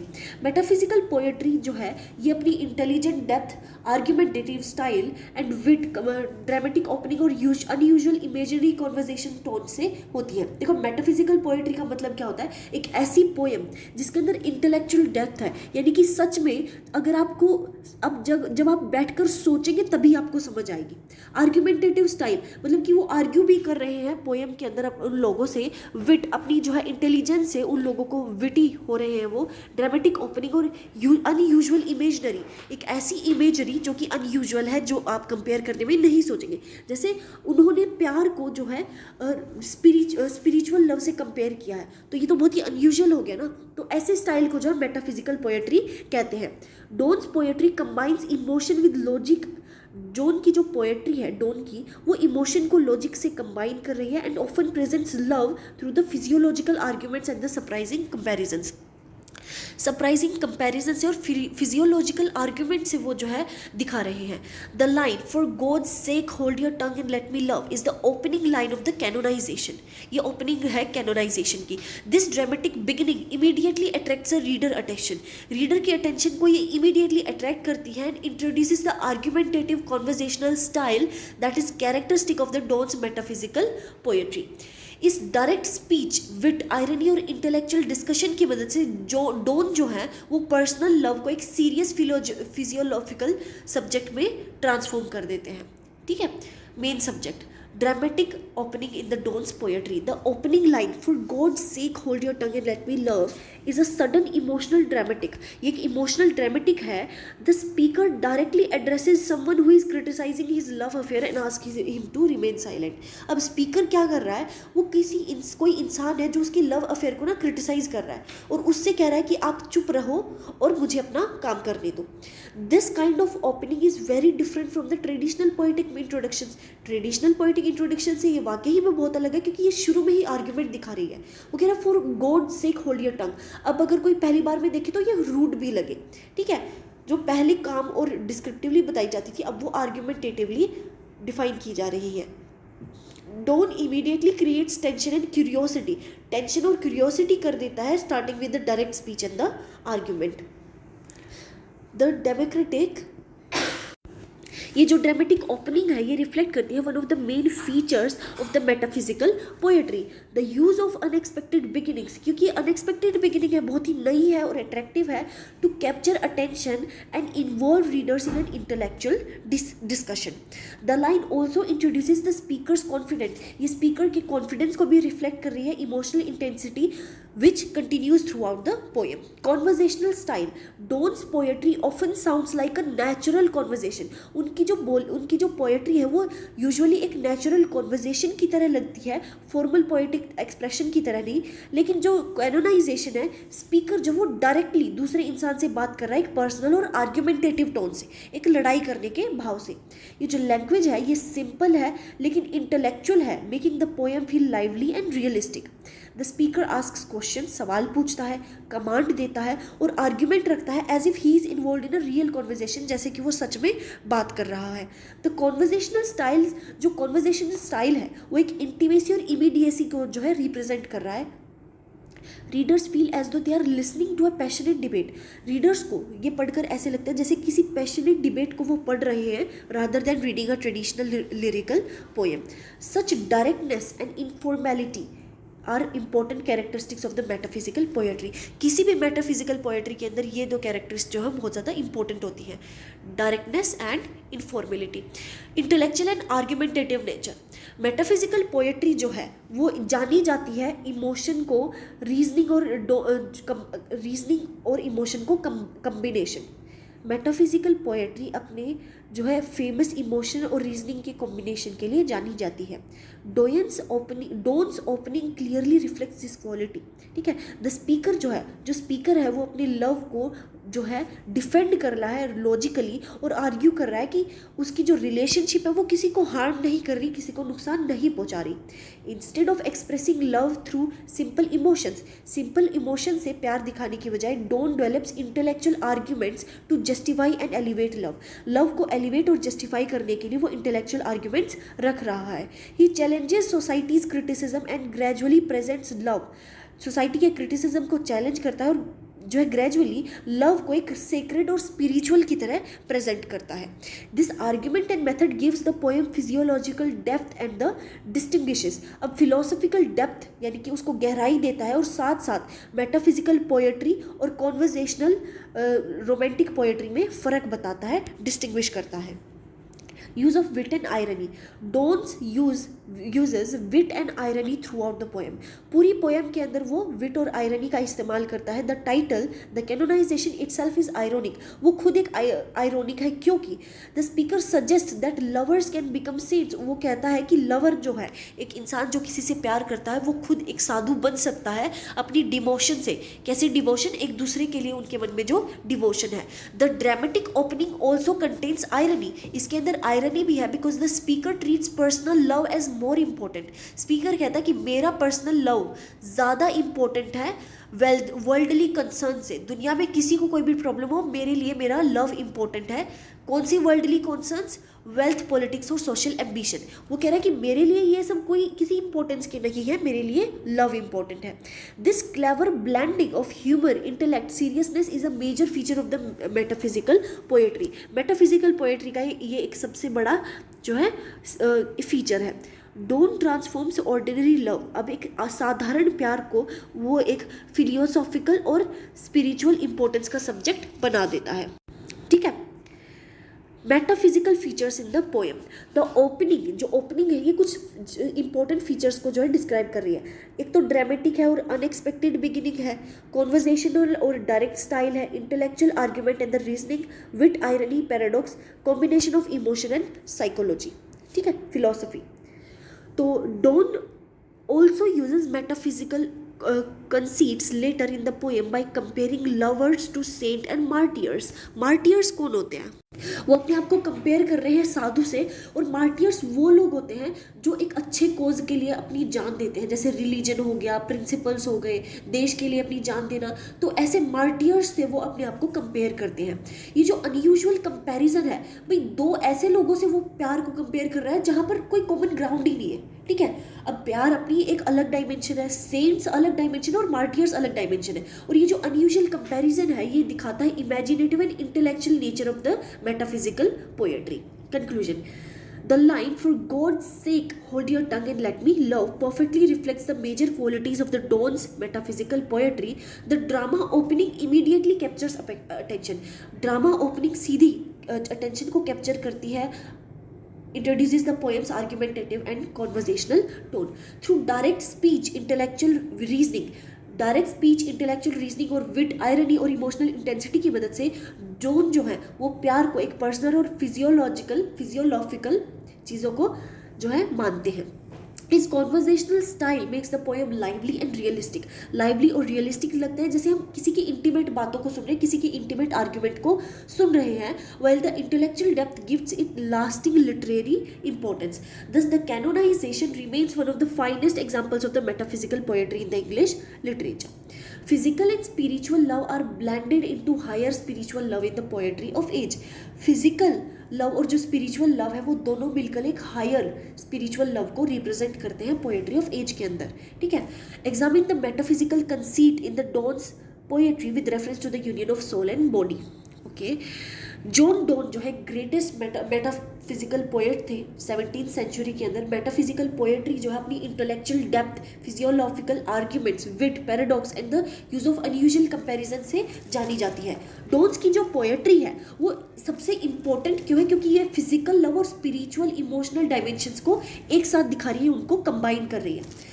डॉन की पोएम में प्यार जो है वो एक मियरली फिजिकल अट्रैक्शन नहीं है, कोई रोमांटिक इमोशन नहीं है। Instead physical love and spiritual love are blended together, दोनों को मिलाया गया है and transforming into a higher spiritual union between lovers. Through metaphysical conceit and physiological arguments Donne explores the relationship between body and soul. Donne जो है वो body और soul के बीच में रिलेशनशिप को एक्सप्लोर करते हैं और प्यार को एक जो है फिजिकल और स्पिरिचुअल हार्मनी में दिखाते हैं। ठीक है, मेन बॉडी पे चलते हैं। Blending of physical and spiritual love, one of the most important features of the Donne's poetry is the union of physical and spiritual love. उन दोनों का जो यूनियन है, अनलाइक मैनी अर्लियर पोएट्रीज, पहले के पोएट्स के कंपैरिजन में जो कि डायरेक्टली बॉडी डिज़ायर को स्पिरिचुअल अफेक्शन से अलग करते थे, डॉन जो है वो दोनों को एक इंटरकनेक्टेड पार्ट कहते हैं सच्चे प्यार का, ट्रू लव का। In poems like the canonization, love begins with the physical attraction, प्यार जो वो फिजिकल अट्रैक्शन से शुरू होता है और ग्रेजुअली स्पिरिचुअल और सेक्रेट बनता है। The lovers are presents almost like saint, प्यार करने वालों को ऑलमोस्ट साधु बोला जाता है, whose devotion raises them above the ordinary worldly life। वो एक दूसरे के लिए इतना ज़्यादा डिवोशन वो दिखाते हैं कि वो ऑर्डिनरी वर्ल्डली लाइफ से अलग हैं, स्पेशल है। Similarly in the ecstasy don't explain. अब एक्सटेसी क्या होता है, इसको हम एस्कैसिटी भी बोलते हैं। तो एस्कैसिटी होता है ग्रेट हैप्पीनेस, बहुत ज़्यादा, एक्सट्रीमली हैप्पी, इतनी ज़्यादा खुशी। तो इतनी खुशी में डोन जो है वो एक्सप्लेन करते हैं कि प्यार जो है ना, प्यार is incomplete if it remains only spiritual और ओनली फिजिकल। अगर सिर्फ स्पिरिचुअल है और सिर्फ फिजिकल है तो आपका प्यार अधूरा है। उनका मानना है कि जो सोल है, जो आत्मा है, वो खुद itself expresses itself through the body. आत्मा अपने आप को शरीर में लाकर अपने आप को एक्सप्रेस करती है, और ट्रू लव जो है उसे हार्मनी चाहिए दोनों के बीच में, आत्मा के बीच में भी और शरीर के बीच में भी। Thus physical love becomes a path to a deeper emotional and spiritual connection. Second is union of soul and body. Donne strongly believes that body and soul can not be separated completely in human relationship. उनका कहना है कि आप शरीर और आत्मा को separate नहीं कर सकते, वो एक ही है। In the ecstasy he argues that soul may unite spiritually। Soul spiritually unite कर सकती है, लेकिन जो फिजिकल एक्सप्रेशन है वो भी ज़रूरी है, क्योंकि the body is the medium through which soul communicate. शरीर से ही तो हमारी सोल कम्युनिकेट कर पाती है, ठीक है। The lover spiritual connection gains meaning through the physical presence. Physical presence से उनकी जो स्पिरिचुअल कनेक्शन है वो मीनिंग पाता है। Donne therefore rejects the idea that spiritual love alone is sufficient. Donne जो है आखिर में रिजेक्ट कर देते हैं कि स्पिरिचुअल लव अकेला काफ़ी नहीं होता है। This blending of body and soul reflects renaissance humanism. ये जो बॉडी और सोल का जो ब्लेंडिंग है ये रिनेसाइंस ह्यूमैनिज्म दिखाता है। अब ये रिनेसाइंस ह्यूमैनिज्म क्या होता है? अब देखो, जो रिनेसाइंस ह्यूमैनिज्म है वो एक मूवमेंट था रिनेसाइंस पीरियड के दौरान, जो कि फोकस करता था कि भी कितना ज़्यादा ज़रूरी है इंसान के लिए एजुकेशन होना और ह्यूमन पोटेंशियल होना। सिंपल मीनिंग कहूँ तो कह सकते हैं that it is a belief that humans are intelligent, capable and should study subjects like literature, history, philosophy and the art to improve themselves. इनका मानना है कि भाई इंसान इंटेलिजेंट है और केपेबल है, इसीलिए उनको पढ़ना चाहिए ताकि वो अपने आप को इम्प्रूव कर सके। तो blending of body and soul reflects, अब ये कह रहे हैं कि जो सोल और बॉडी का जो ब्लेंडिंग है, जो मिक्सचर है, वो एक रिसाइंस ह्यूमनिज्म है कि वो ऑलरेडी एग्जिस्ट करता है और उसको और ज़्यादा नर्चर करना चाहिए, where human experiences was viewed as both physical and spiritual. Dawn presents love as a complete human experience involving intellect, emotion, body and soul together. Metaphysical conceit in the Dawn's poetry. Metaphysical conceit is one of the Dawn's most important poetic techniques. A metaphysical conceit is unusual and intellectual comparison. अब इसके अंदर unusual और intellectual comparison किया जाता है to explain the complex connections, emotions and the ideas. In a valediction, forbidding mourning मतलब किसी को मोर्न करना, किसी के लॉस को जो है दुख होना। तो डोन जो है दो चीज़ों को कंपेयर करते हैं, दो लवर को दो टांगों से, जो कंपास की जो टांगे होती हैं उनसे कंपेयर करते हैं। ऑल्दो फिजिकली सेपरेटेड, एक दूसरे से फिजिकली अलग है, लेकिन वो जो है स्पिरिचुअली कनेक्टेड है, क्योंकि अल्टीमेटली वो मिल तो एक ही जगह रही है ना, ठीक है, पॉइंट तो इनका एक ही है, तो इससे वो कनेक्ट करते हैं। This conceit beautifully expresses the union of soul and body as well as the emotional stability in love. In the canonization, lovers are compared to saints and martyrs. Saints और martyrs से उनको compare किया जाता है, suggesting that love itself becomes sacred and eternal. प्यार खुद में sacred और eternal है, उसका कोई अंत नहीं है. These unusual comparisons reflect the intellectual and philosophical nature of the metaphysical poetry. Metaphysical poetry का ये एक हमें philosophical nature जो है represent करता है. Through conceit, Dawn transform ordinary love into a deeper spiritual and universal experience. जो Donne है वो इसको एक डीपर स्पिरिचुअल और यूनिवर्सल एक्सपीरियंस में कन्वर्ट करते हैं. Intellectual and physiological treatment of the love. Donne's treatment of love is highly intellectual. Donne अपने पैर को जैसे ट्रीट करते हैं उसे हाईली इंटेलेक्चुअल कहा गया है. वो इमोशंस को एक सिंपल रोमांटिक मैनर में नहीं दिखाते हैं, इंस्टेड वो लॉजिक, आर्ग्यूमेंट और फिजियोलॉजिकल रीजनिंग से उसको दिखाते हैं. ठीक है. His poem often discusses complex ideas such as immorality, spirituality, separation, human existence through the theme of love. प्यार के थीम से वो जो है immorality, spirituality को जो है डिस्कस करते थे. By blending intellect with passion, intelligence को पैशन के साथ कनेक्ट करके डॉन जो है वो प्यार को एक इमोशनल इंटेंसिटी और एक फिलोसॉफिकल जो है, वेट अ सेकंड, कहाँ थे, हाँ, फिलोसफिकल डेथ भी दिखाते हैं. This quality distinguishes metaphysical poetry from the traditional romantic poetry. Spiritual elevation of love. Although don't accept physical love, physical love को वो एक्सेप्ट करते हैं, he ultimately elevates it to a spiritual level. वो प्यार से शुरू करते हैं लेकिन अल्टीमेटली एक स्पिरिचुअल लेवल तक ले आते हैं. Love becomes a force that connect souls and gives meaning to the human life. ठीक है, लव जो डॉन की पोएट्री में जो प्यार है वो वर्ल्डली कंसर्न से ऊपर है, जैसे कि वेल्थ, पॉलिटिक्स, सोशल रेपुटेशन, इन सब से ऊपर है. Their emotional and spiritual unity becomes more important than material life. Thus Donne presents love as sacred, eternal and transformative rather than merely sensual और टेम्परेरी. कंक्लूजन पे चलते हैं. In conclusion, John Donne successfully blends physical and spiritual love in his poetry and presents love as a complete union of body and soul. Metaphysical conceit की मदद से जो philosophical arguments and the intellectual analysis, Donne जो है ordinary romantic experience को एक deeper spiritual reality में बदल देते हैं.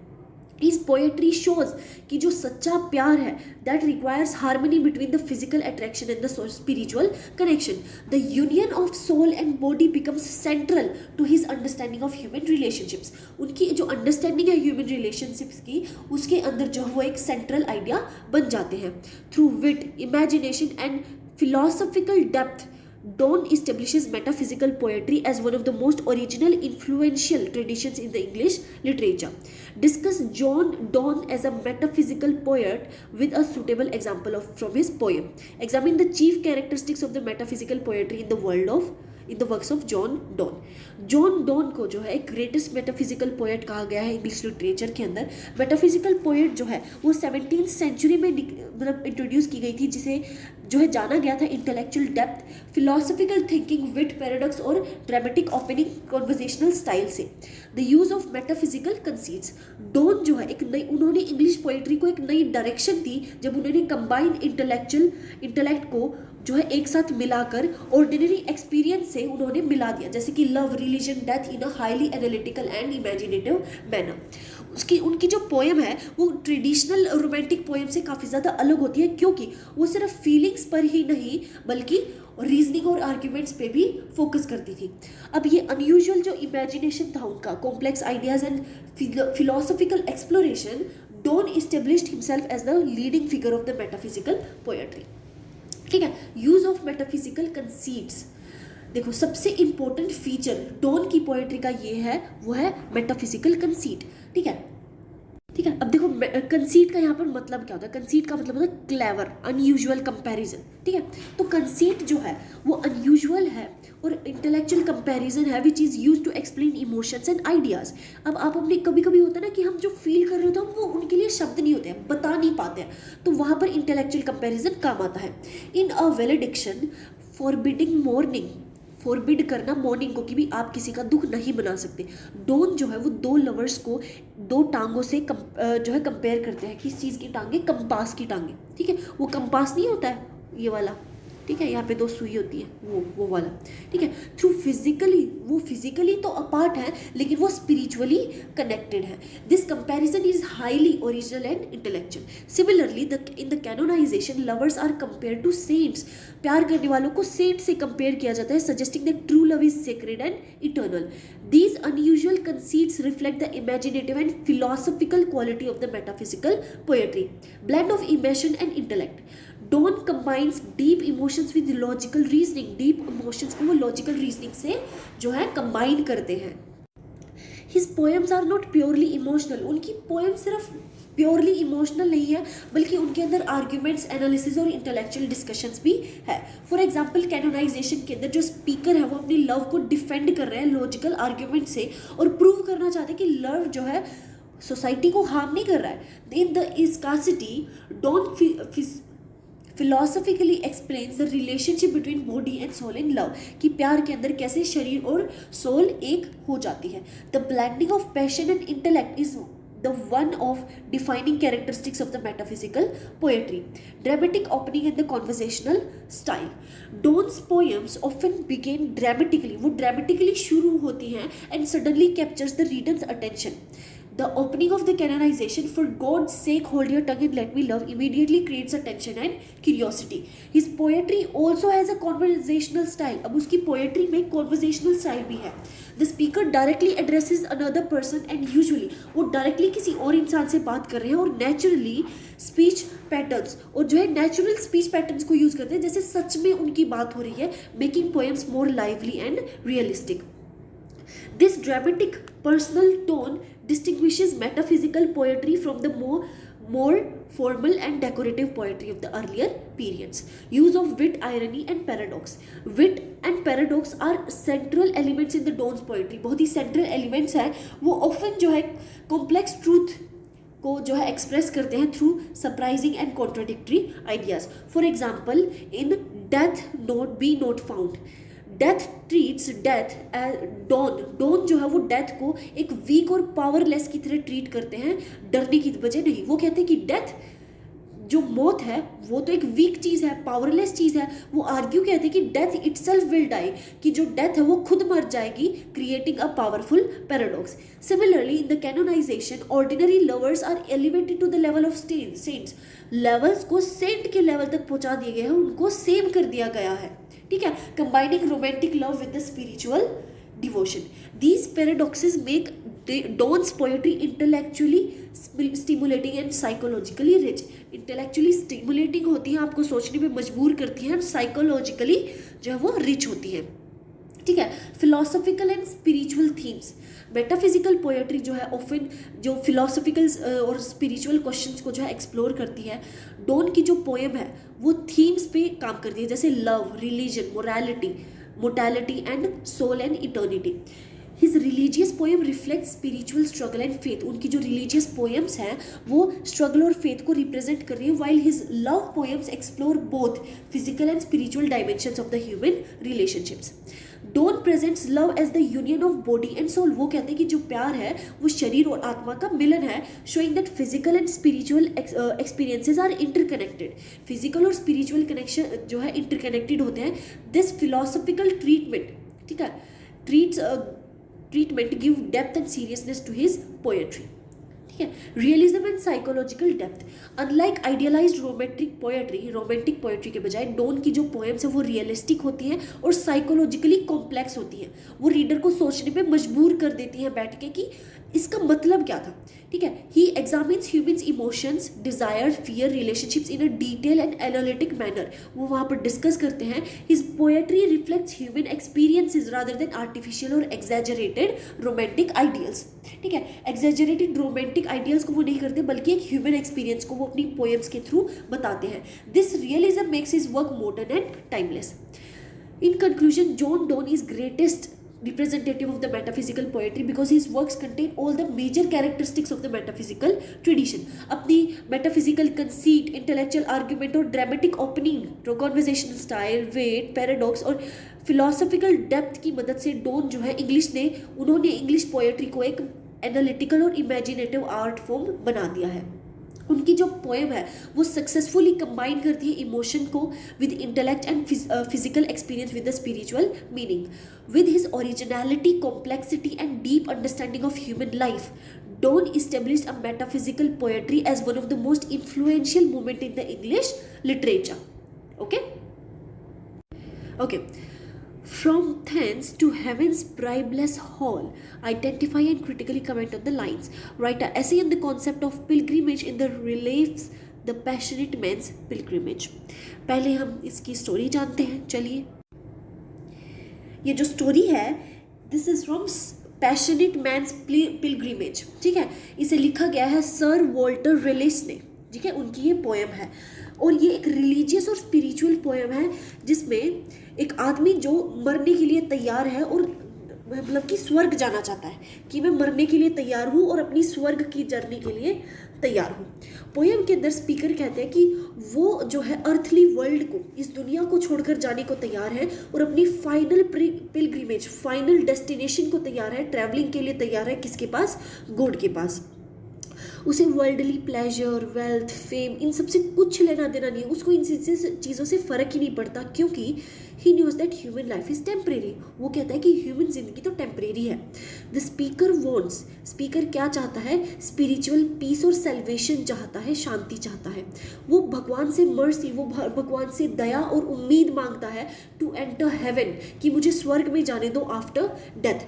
जो पोएम है वो जिंदगी को एक जर्नी बताती है और एंड को, जो डेथ है, उसको एक फाइनल स्टेप बताती है toward the eternal rest. Main theme क्या है? डेथ और mortality, religious faith, salvation and heaven and the temporary nature of the worldly life. ठीक है।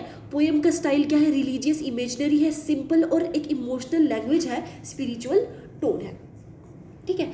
तो the passionate man's pilgrimage by sir Walter Raleigh is a deeply spiritual and philosophical poem that presents life as journey and pilgrimage toward the death and salvation। वो कहते हैं कि जिंदगी एक journey है जिसकी आखिरी डेस्टिनेशन जो है वो डेथ है, और डेथ के बाद एक आखिरी डेस्टिनेशन होती है भगवान जी के पास। रिटन ड्यूरिंग द रेसोनाइंस पीरियड के दौरान ये लिखी गई है। The poem reflects the themes of mortality, religious faith, repentance का मतलब कि अपने बुरे कर्मों का जो रिपेंट करना, उनको मतलब कि भाई उनकी सज़ा खुद को देना। वो होता है ना, कभी कभी आप खुद कोई गलत काम करते हो और आप खुद इतना परेशान हो जाते हो क्योंकि आपने वो गलत काम किया। ठीक है। And the temporary nature of the worldly life. The line from thence to heavens bribeless hall is taken from the poem, ये पोएम से लिया गया and highlights the speaker spiritual journey after death. Death के बाद जो उनकी spiritual आखिरी privilege है, जो पिलग्रिमेज है, जो आखिरी जर्नी है, उसको रिप्रेजेंट किया गया है, हाईलाइट किया गया है through the idea of pilgrimage के आइडिया से रिलीज जो है वो ह्यूमन लाइफ को एक प्रिपरेशन की बताते हैं। कैसी प्रिपरेशन? भगवान से मिलने की प्रिपरेशन, कि आप भगवान से मिलने की फाइनल मीटिंग के लिए तैयार हो रहे हैं। The poem combines religious devotion को कंबाइन करते हैं किसके साथ? Reflection on death, suffering and hope for the eternal peace in the heaven. Identification and meaning of lines. The line from thence to heavens bribeless hall refers to the speaker's desire to reach heaven, उनकी desire को represent करती है कि वो स्वर्ग पहुंचना चाहता है after completing the difficult journey of earthly life. इतनी मुश्किल जिंदगी को जीने के बाद वो जो है स्वर्ग में जाना चाहता है। The phrase bribeless whole suggests that divine justice in heaven is pure and honest। ये जो bribeless whole है, इसे क्या कहा गया? इसे हेवन का जस्टिस कहा गया है। क्यों? क्योंकि वहाँ का जो जस्टिस है वो प्योर और ऑनेस्ट होता है।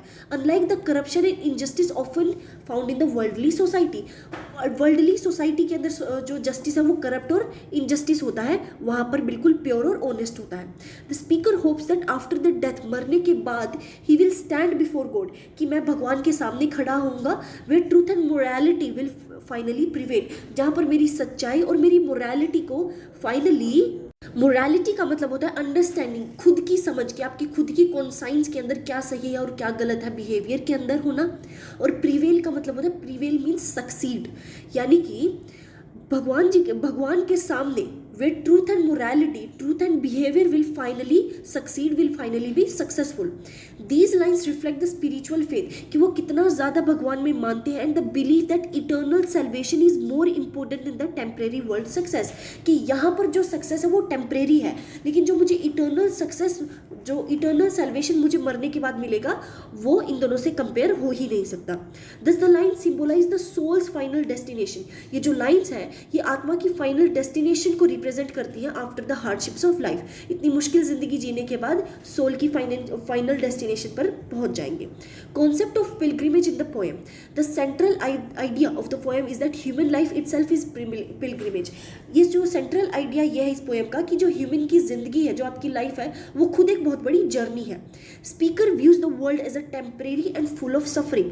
स्पीकर जो है इस दुनिया को टेम्परेरी कहते हैं, और ऐसी दुनिया जहां पर आपको सिर्फ सफर करना होता है। वाइल हेवन, जो स्वर्ग है, is presented with the ultimate destination of peace and spiritual fulfilment. वो कहते हैं कि जब मैं हेवन चला जाऊंगा तो मुझे सच में शांति मिल जाएगी एंड स्पिरिचुअल फुलफिलमेंट हो जाएगा। मुझे कंप्लीट फील होगा। The journey of the pilgrim represents the spiritual journey of every human being. जो पिलग्रिम की जो जर्नी होती है वो हर एक स्पिरिचुअल जर्नी को रिप्रेजेंट करती है। किसकी? ह्यूमन जर्नी को, ह्यूमन बीइंग को। During this journey people experience, अब ये जो जर्नी है यहाँ पर लोग पेन, टेम्पटेशन, अनसर्टेनिटी ऐसी चीज़ों को फेस करते हैं, but they continue moving towards salvation and divine truth. The poem reflects that Christian believe that earthly life is not permanent. वो क्रिश्चियन बिलीफ को रिप्रेजेंट कर रहा है कि जो अर्थली लाइफ है, जो आप जिंदगी जी रही है, ये परमानेंट नहीं है, and that true happiness can only be achieved in the heaven. Raleigh therefore presents death not as something frightening। वो डेथ को डरावनी चीज़ नहीं बता रहे, but as a passage toward the eternal peace, यानी कि एक ऐसी जर्नी जहाँ पर आपको इटर्नल पीस मिलेगी। Religious and spiritual themes. Religious devotion is one of the major themes of the poem. Religious devotion जो है एक सबसे बड़ा थीम है इस पोएम के अंदर। The speaker prepares himself spiritually. अब जो स्पीकर है वो खुद को स्पिरिचुअली प्रिपेयर करता है, किस चीज़ के लिए? डेथ के लिए, और उम्मीद रखता है कि वो भगवान की मर्सी और एक्सेप्टेंस जो है उसको मिल जाएगी मरने के बाद, जब वो उनके सामने खड़ा होगा। जो पोएम है वो एम्फेसिस डालती है उन ideas such as repentance, humility, faith and salvation. The speaker rejects worldly pride. वो वर्ल्डली प्राइड को और मटेरियलिज्म को रिजेक्ट करता है और स्पिरिचुअल प्योरिटी पर फोकस करता है। The image of heaven as the bribeless hall. Heaven को एक ब्राइबलेस होल किया बताया गया है। Also criticizes worldly corruption and injustice. Unlike earthly courts where wealth and power influence judgment. इसका मतलब है कि अनलाइक वर्ल्डली करप्शन, जहाँ पर अनलाइक वर्ल्डली जो जस्टिस है वो जो कि करप्शन और इनजस्टिस में भरा हुआ है, अर्थली कोर्ट जो है जहाँ पर पैसा और पावर आपकी जजमेंट को इन्फ्लुएंस कर सकती है, ठीक है। Heaven represents absolute truth and fairness. Heaven के अंदर पैसे से कोई इन्फ्लुएंस नहीं होगा, आप सिर्फ सच और फेयरनेस को आपको ट्रीट किया जाएगा। Thus Raleigh combines personal spirituality with moral criticism of society, reflection और mortality and human life. The poem constantly reminds readers, वो बार बार रीडर्स को ये याद दिलाती है about the temporary nature of the human existence. Life is uncertain, जिंदगी का कोई भरोसा नहीं है, छोटी होती है, and death is unavoidable for every person. हर किसी इंसान के लिए डेथ जो है वो अनअवॉइडेबल होती है। However relay does not present death negatively. वो डेथ को कोई नेगेटिव चीज़ नहीं बता रहे, इंस्टेड वो डेथ को जो है एक स्पिरिचुअल जर्नी का पार्ट बता रहे हैं जहाँ से आपको इटर्नल लाइफ मिलेगी, ठीक है। This treatment reflects renaissance religious thought. यहाँ से हमें पता लगता है रेनेसेंस क्या सोचते हैं, जहाँ पर human beings were encourage to prepare morally and spiritually for the after life. जहाँ पर इंसानों को एनकरेज किया जाता है कि आप मोरली आप अच्छे काम करो और आफ्टर लाइफ के बारे में सोचो, ठीक है। The poem therefore creates both seriousness and spiritual hope. Style and poetic feature. Relay uses simple but powerful language filled with religious imagery and symbolism. Relay जो है पावरफुल लैंग्वेज का इस्तेमाल करते हैं जो कि रिलीजियस इमेजरी और सिंबोलिज्म से भरी हुई है। The extended metaphor of pilgrimage gives unity and philosophical depth to the poem. जो एक्सटेंडेड मेटाफर है पिलग्रिमेज का, वो यूनिटी और फिलोसॉफिकल डेप्थ को जो है मतलब कि दिखाता है। The tone of the poem is serious, reflective and devotional. जो टोन है पोएम की, जो राइटर है वो सीरियस है। पोएम जो हमारे नॉवेलिस्ट हैं वो पोएम को लिखते वक्त सीरियस है, रिफ्लेक्टिव और डिवोशनल है। Vivid imaginary of heaven, soul and spiritual travel की मदद से रिले एक स्ट्रॉन्ग इमोशनल और रिलीजियस एटमोसफियर क्रिएट करते हैं। The poem also reflects Renaissance concerns about mortality, religion and relationship between earthly life and the eternal salvation. Conclusion. In conclusion, the passionate man's pilgrimage presents life as spiritual pilgrimage toward heaven and eternal salvation. The lines from thence to heaven's priceless whole symbolize क्या करती हैं कि soul की जो journey है towards divine justice, truth and peace. Through religious imagery, reflection on mortality and the metaphor of pilgrimage, Sir Walter Raleigh emphasizes the temporary nature of the worldly life and the importance of spiritual preparation. The poem remains significant रहती है because ये psychological death, religious devotion, universal message about human existence and the search for eternal peace. How does Raleigh present life as a spiritual journey towards salvation in the passionate man's pilgrimage? Write an essay on the concept of pilgrimage in the Raleigh the passionate man pilgrimage. ठीक है, यहाँ से शुरू करते हैं. Written during a Renaissance period the poem reflects religious faith, awareness of death and temporary nature of the worldly existence. Raleigh जो है वो पिलग्रिमेज का आइडिया यूज करते हैं एक सेंट्रल मेटाफर की तरह एक्सप्लेन करने के लिए कि कैसे ह्यूमन बींग्स जो है वो जिंदगी की हार्डशिप से निकलते हैं toward heaven and divine truth. The poem combines themes of mortality, repentance, faith and the spiritual preparation. The speaker accepts both death calmly and views it not as an end. वो death को calmly accept करते हैं और उसे अंत नहीं मानते बल्कि एक passage मानते हैं, एक passage मानते हैं, एक रास्ता मानते हैं towards the eternal salvation. Through religious imagery and symbolic language, Rilke presents life as a spiritual journey. एक जिंदगी को एक spiritual journey मानते हैं जिसके अंदर soul seeks peace and union with God. Life as a pilgrimage. The central idea of the poem is that human life itself is a pilgrimage. कि आपकी जो ज़िंदगी है वो एक जर्नी है.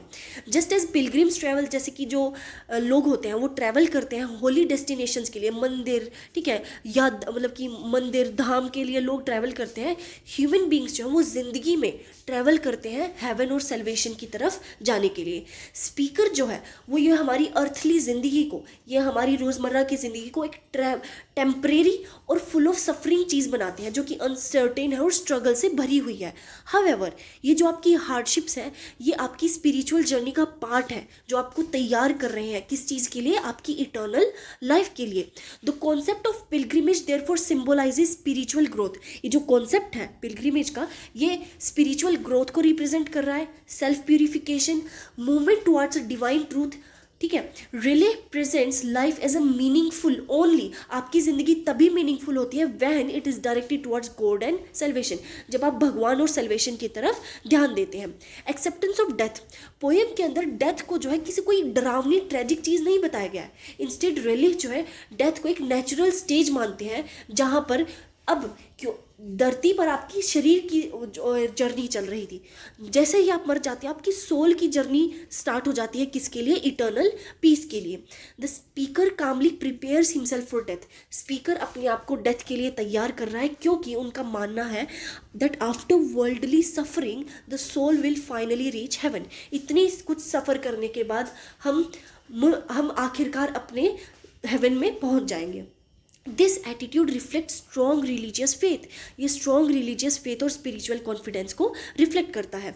The poem suggest that physical death is temporary. आप जो फिजिकली जो आपकी डेथ होगी वो एक टेम्परेरी चीज़ है, while the soul continues its eternal journey. क्यों? क्योंकि सोल एक लौती ऐसी चीज़ है जो मरती नहीं है. ये तो सबको पता होगा. आपकी आत्मा कभी मरती नहीं है, वो जो है आपका शरीर बदल लेती है. ठीक है. तो ये कहती है कि शरीर तो आपका मर जाएगा लेकिन आपकी आत्मा जो है वो इटर्नल जलने के लिए चली जाएगी, एक सुप्रीम पावर के पास जाने के लिए रेडी हो जाएगी. दस death becomes a transition. Death जो है उसको एक ट्रांजिशन माना गया है अर्थली लाइफ से स्पिरिचुअल फुलफिलमेंट में जाने का. Religious faith and salvation. Religious devotion is one of the most important themes in the poem. इसी के ऊपर तो ये पूरी पोएम बेस्ड है. स्पीकर जो है वो उम्मीद रखते हैं कि भगवान उन पर दया करेंगे और उन्हें हेवन के अंदर एंट्री दे देंगे अर्थली जर्नी पूरी करने के बाद. ये जो फ्रेज है हेवन्स प्राइवलेस होल, ये सिंबलाइज करती है डिवाइन जस्टिस और प्योरिटी को. आज के करप्ट वर्ल्ड के अंदर जहाँ पर अगर आपके पास वेल्थ है, पावर है, तो आप किसी भी जजमेंट को इन्फ्लुएंस कर सकते हैं और किया भी है. कैसे रेपिस्ट आजकल खुले घूम रहे हैं. तो यहाँ पर जहाँ पर वेल्थ और पावर किसी भी जजमेंट को इन्फ्लुएंस कर सकती है, हेवन के अंदर ऐसा नहीं होगा. वहाँ पर सच्चाई, फेयरनेस और स्पिरिचुअल पीस को ही टॉप प्रायोरिटी दी जाएगी. स्पीकर जो है वर्ल्डली प्राइस, ग्रीड, मटेरियलिज्म, इन सब को जो है रिजेक्ट करते हैं कि मुझे इन चीज़ों से कोई लेना देना नहीं है. वो फोकस किस चीज़ पे करते हैं? रिपेंटेंस पे. रिपेंटेंस क्या होता है?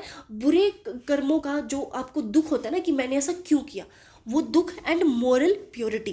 Relay therefore emphasises the Christian belief. Christian belief क्या है? That salvation can only be achieved through faith and spiritual preparation. Christian belief ये कहता है कि आपको सल्वेशन तभी मिलेगा जब आप जो है फेथ और स्पिरिचुअल प्रिपरेशन के लिए तैयार हो जाओ. Temporary nature of the worldly life. The poem repeatedly reminds that worldly life is temporary and uncertain. जो पोएम है वो बार बार रीडर्स को रिमाइंड कराती है कि आप जिस ज़िंदगी को जी रहे हो वो टेम्परेरी और अनसर्टेन है।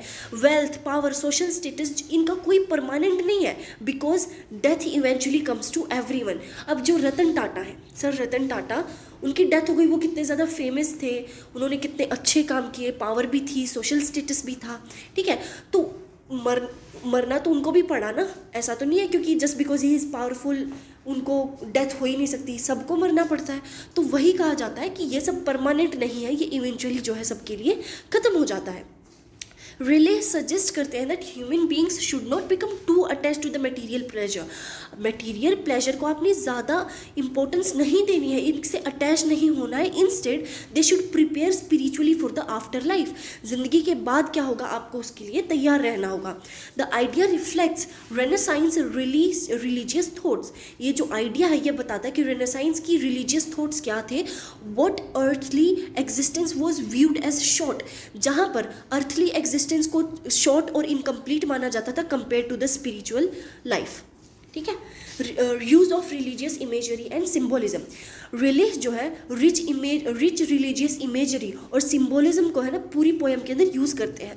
The journey, heaven, soul, pilgrimage, all functions as a spiritual system. सबको स्पिरिचुअल सिस्टम का वो पार्ट मानते हैं। The image of the pilgrim represents every human being. जो पिलग्रिम क्या है उसके अंदर हर एक ह्यूमन बीइंग को उन्होंने इंक्लूड किया है। Travelling through the life towards salvation, जो लाइफ के अंदर ट्रैवल कर रहे हैं सेल्वेशन तक पहुंचने के लिए। Heaven symbolizes eternal peace and divine justice. Heaven जो है वो इटर्नल पीस और जस्टिस को जो है रिप्रेजेंट कर रही है। The tone of the poem is serious, reflective and devotional. जो टोन है पोएम की, जो नैरेटर लिखते वक्त जो हम पढ़ रहे हैं तो हमें ऐसा लगता है जो नैरेटर है, जो राइटर है, वो सीरियस, रिफ्लेक्टिव और डिवोशनल है, creating a strong spiritual atmosphere. Really simple yet powerful language makes the philosophical idea easy to understand and emotionally effective. Moral and philosophical message. The poem carries a strong moral and philosophical message. बहुत ही strong message carry कर रही है। Really जो है सभी readers को कह रहे हैं कि आपको मॉरली, आपको इंसान मतलब कि आपको अच्छे तरीके से रहना चाहिए, अपनी अच्छाई और बुराई के अंदर आपको फ़र्क पता होना चाहिए और आपको किसी के साथ बुरा नहीं होना चाहिए, आपको फेथफुल रहना होगा। और याद रखना हमेशा कि आप जहाँ पर रह रहे हैं ये सिर्फ एक टेम्परेरी है, ठीक है। Spiritual journey described in the poem teaches humility, repentance and faith in the divine justice। कि आपको डिवाइन जस्टिस के अंदर जो आपको मरने के बाद जो आपको सोल को जो जस्टिस मिलेगा वही डिवाइन होगा। It also reminds readers that true piece can not be found in material success. जो असली शांति है वो आपको मटीरियल सक्सेस के अंदर ना मिलकर but only in spiritual fulfilment and salvation. Thus poem becomes both religious meditation and a reflection on human life and mortality. Conclusion. The passionate man's pilgrimage presents life as a spiritual journey towards salvation and eternal peace.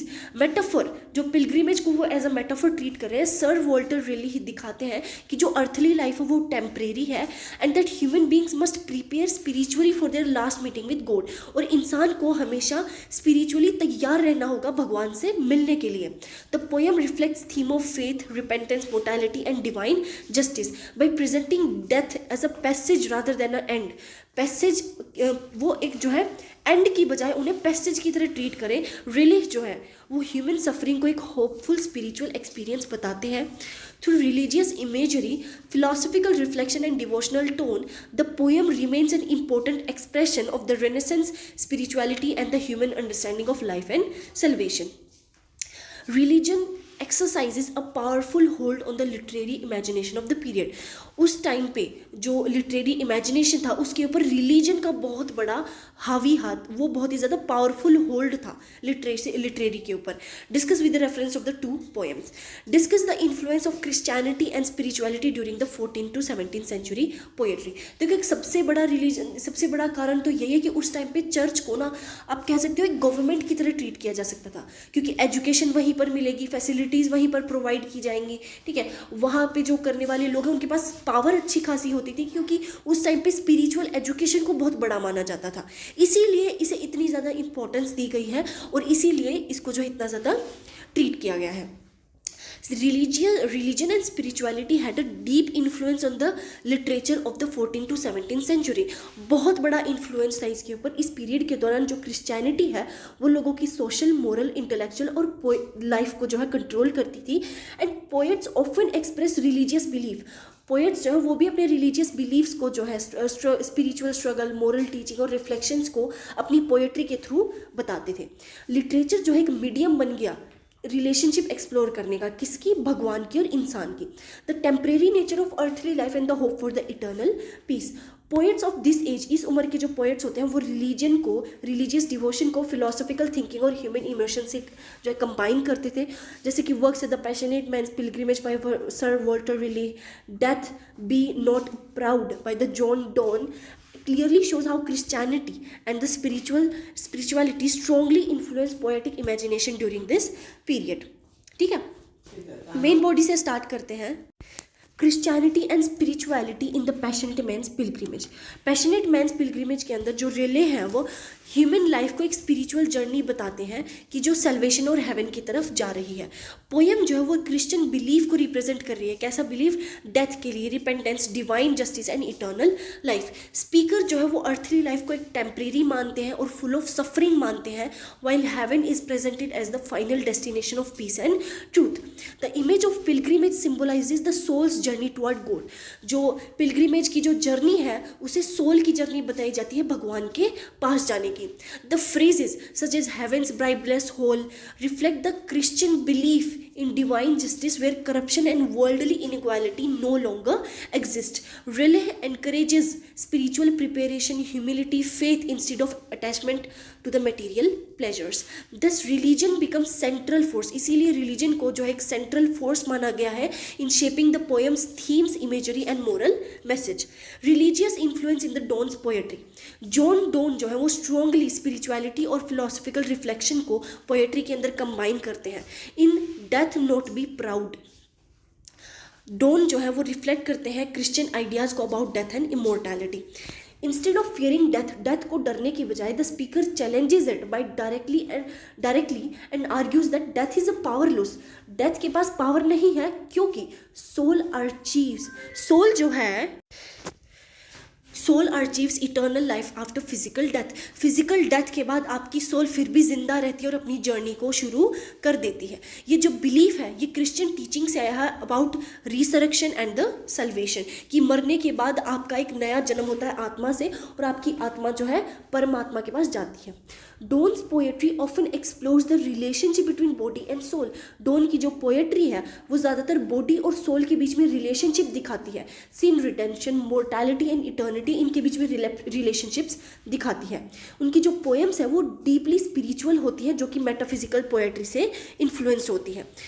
अब through intellectual arguments, paradoxes and religious imagery, Donne presents faith as a source of strength and spiritual understanding, religion as a source of moral guidance.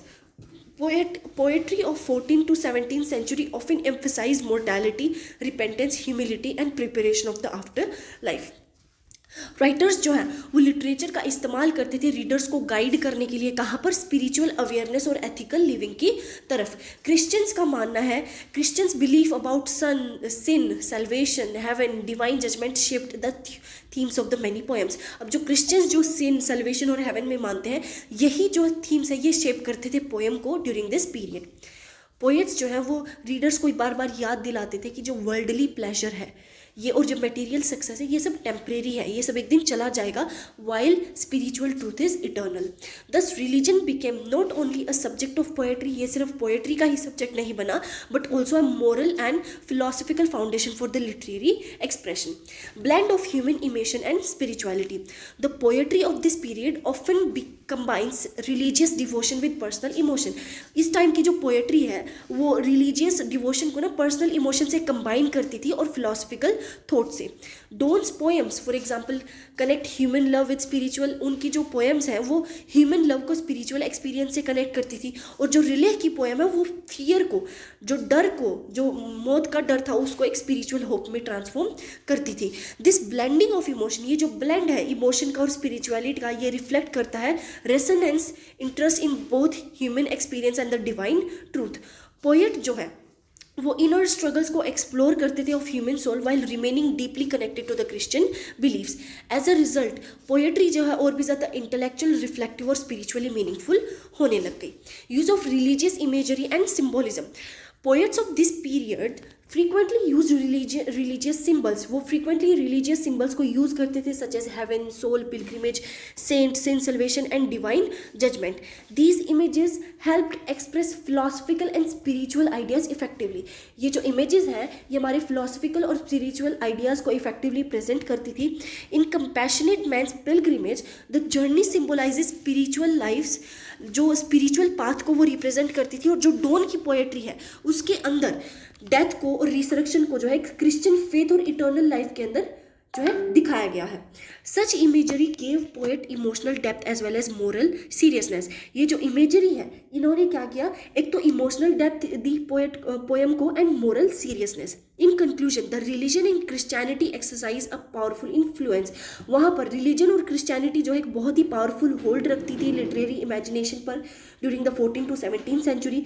Poets जो है literature का इस्तेमाल करते थे spiritual questions को explore करने के लिए, moral values, human mortality and relationship between soul and the God. The passionate man's pilgrimage and death not be proud clearly demonstrate how spirituality shaped political themes, imagery, philosophical thought during this period. Through religious devotion की मदद से जो metaphysical reflection and symbolic language है, these poets transformed poetry into a medium of both artistic beauty and the spiritual exploration. तो students ये आपके subject के 10 most important questions with answer complete हो गए हैं। अब मैं आपसे कुछ क्वेश्चंस पूछती हूँ, ठीक है। The first question is define the central theme of the poem death not be proud। आपको सेंट्रल थीम जो है बताना है। तो मुझे उम्मीद है आपको ध्यान से आपने इस वीडियो को देखा होगा और आपकी एग्ज़ाम प्रिपरेशन आपने स्ट्रॉन्ग कर ली होगी। और याद रखना हमारी जो लेक्चर्स है वो बिल्कुल फ्री ऑफ कॉस्ट है। एंड अगर आपको वेल ऑर्गेनाइज्ड नोट्स चाहिए तो आप डिस्क्रिप्शन में जाकर नोट्स को परचेज़ कर सकते हो, ठीक है। तो गिव अवे ऑफर भी है वीडियो के अंदर, तो मेक श्योर आप क्वेश्चन का आंसर ज़रूर दो और 3 लकी विनर्स के अंदर आप आ जाओ। तो वीडियो पसंद आया हो तो लाइक और सब्सक्राइब ज़रूर करना, because many more videos are coming your way. Till then stay focused, study smart and crush your exams. See you in the next video.